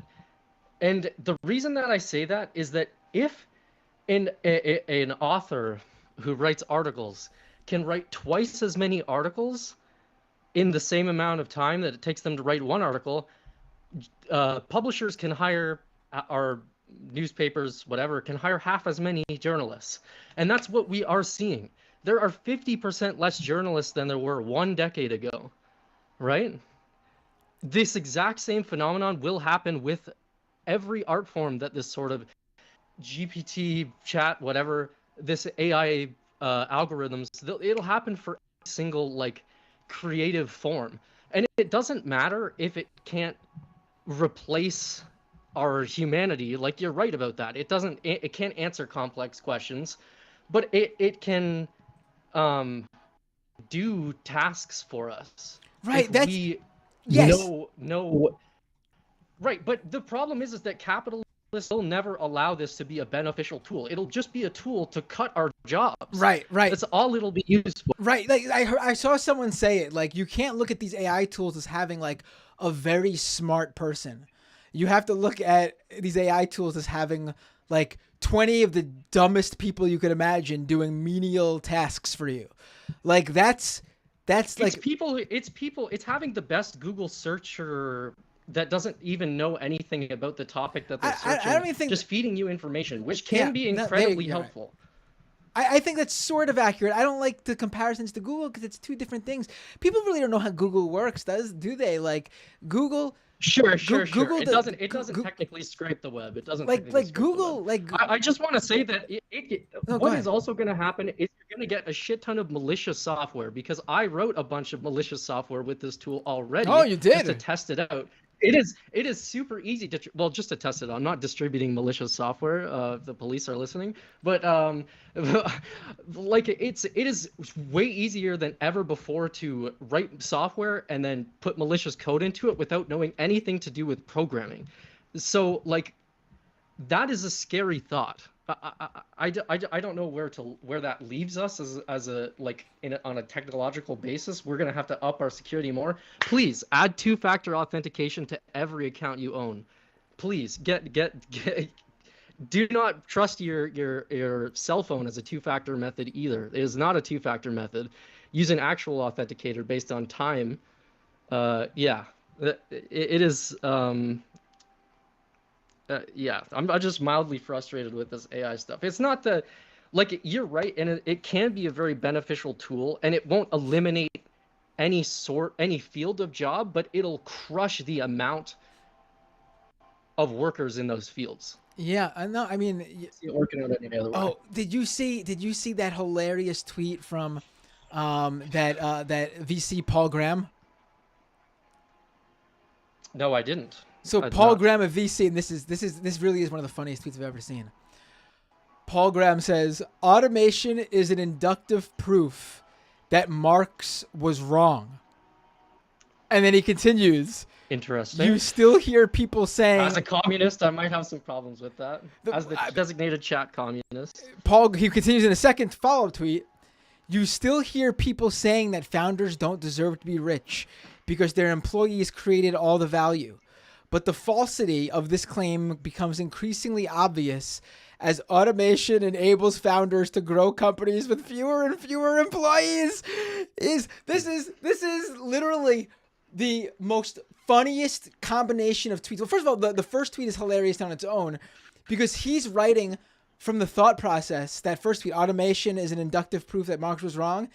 That Marx wasn't fucking, like, he doesn't have a whole fucking body of work about automation, living in the industrial age. Exactly. Like, he's literally thinking in the very narrow mind of, oh, the chat GPT, oh, I type something and computer spits something back out. That's automation. He's not even thinking of the biggest automations, like fucking factories and shit like that. Exactly. It's just an extension of all of that. And I will say, like, there is something to, like, back in the day, factory workers used to fucking sabotage the factories they worked in if they didn't like the management. They used to blow it down. I mean, sometimes that still happens today, but very, very rarely. Like that we can't do these pieces of software. Like, it's impossible. You can't. Also, that second tweet from him too, by the way. You still hear people saying that founders don't deserve to be rich, but the falsity of this claim becomes increasingly obvious as automation enables founders to grow companies with fewer and fewer employees. That's literally Marx's entire body of work. That's like literally like he's giving the example of how these people like hyper employees. Like literally his proof, his tweets are literal examples of Marx being super fucking right all these many decades later. Like this is the most hilarious. He deleted these tweets, by the way, because I guess people were pointing out to him. They were clowning on him. Well, the that's funniest, good. the funniest things I've ever seen. Like too much, honestly. Yeah, I don't have too much else to say. And someone in chat did say, like, when I was talking about not using your phone as a two-factor, yes, I meant TOTP, which is like there's a Google Authenticator, which is not SMS verification. It's a time-based authentication that uses an algorithm that is infinitely more secure than what our phones use to protect it. Like that, it's basically impossible to predict some two-factor authentication code. I can't remember exactly how the algorithm works right now, but please use the Google Authenticator app or something like that on every service that allows you to do it, because things are about to get crazy. You're about to see a bunch of malware distributed more than you've ever seen in your entire life. It's about to get crazy out here on the internet. But stay safe out there. You don't use Windows. Okay, bye. What about Mac? Mac is actually safer. I will say that. Yeah, Mac is definitely safer than Windows.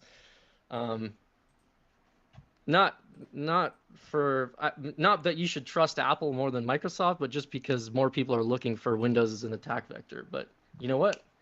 Still stay safe on Mac. Yeah. Gaming on Linux is pretty good nowadays. I'll say that. I'll say that to the people in the chat. But yeah, have a good night, Matt. Have a good night. Take care. All right, folks. I think I'm gonna call it a night. I think I'm gonna say that we're going on what? How many hours? 3. It might be 3 hours. Yeah, I'm gonna say that's the calls for today. And I'm gonna read some super chats. Mariah with a super chat. I still love you, Matt. I'm just busy. Oh, Mariah, one of the mods here. She hasn't been in the live stream chat for a while. It's all right, Mariah. Do what you got to do. Renee with a super chat. Caller Leela Khalid fan here. Love the horrors. There you go. Fun P with a super chat. Georgia with a bunch of blue hearts. Georgia, it feels good. Smiley face. Pounding eggnog and rum on this win. Yeah, it's a good one. It's a good one. 51 seats in the Senate. Renee again with a super chat. Yitzhak Rabin got murked after all, Habibi. Fun P with another super chat. Georgia gives me hope. So happy. Who would have thought Georgia could go blue? Brings the tear. Could be the eggnog and rum too. Woohoo. Well, Georgia went blue last time around too. Anthony Klosky with a $10 super chat. Thank you, Anthony. Barry Weiss's jaw dropped when she learned Baker wasn't canceled after 2018.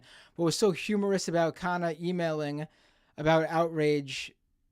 What was so humorous about Kana emailing about outrage on the Hill? What do you mean? Did they say something was humorous about it?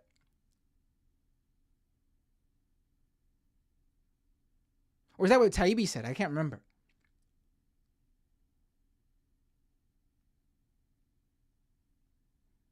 Or are you saying I'm not sure?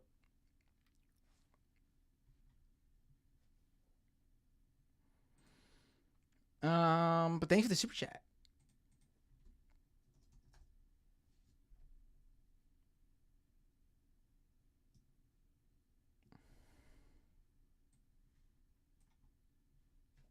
I mean, Jim Baker's been working at Twitter since 2018.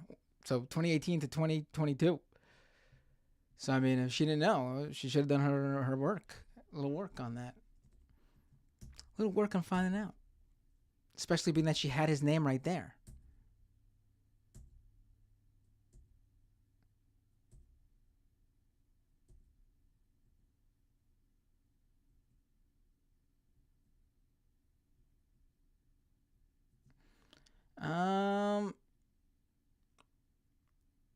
All right, folks.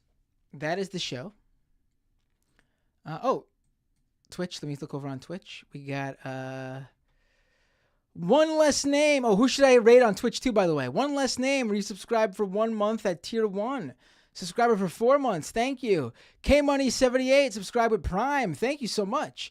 Mazums gave out 1 community gift sub. Thank you. Valanova with 1,000 bit cheer. Thank you. Those deleted tweets are where he doxed Dorsey, weren't they? Yep, that's them. Nice Cabbage 1, subscribe with Prime. Awesome. Thank you so much. Thank you so much, everyone over on Twitch too. And over on Patreon, let's see. Remember, patreon.com/MattBinder. Just a few people signed. Just 2, honestly, in the past week. Cranky Bookworm and Laurie Lunchmeat. Thank you so much to the both of you for subscribing on Patreon, for becoming patrons on Patreon. Whew.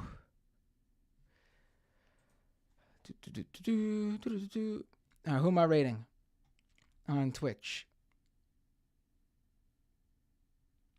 Sorry, Spacco. I know you probably have a lot to say, and I can't. I'm not gonna be able to give you my attention for the 20-minute minimum call we're about to have. I just can't. I gotta wrap it up for myself.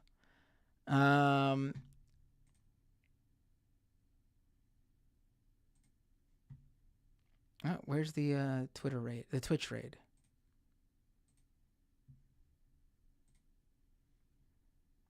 No one's giving me any raid suggestions?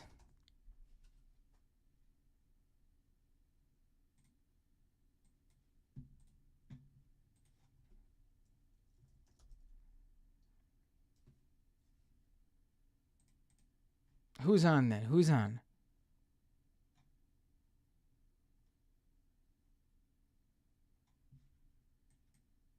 Let me see.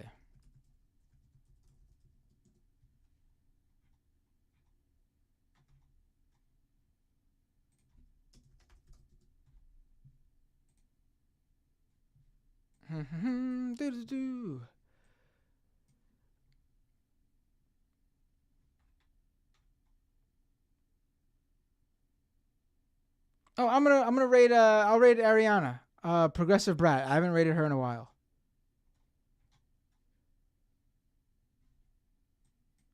Let's see who's on.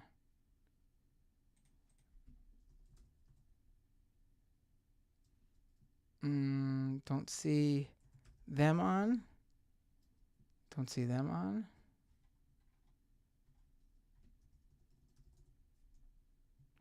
Why do people suggest Will Neff? He's got 5,000 people watching him.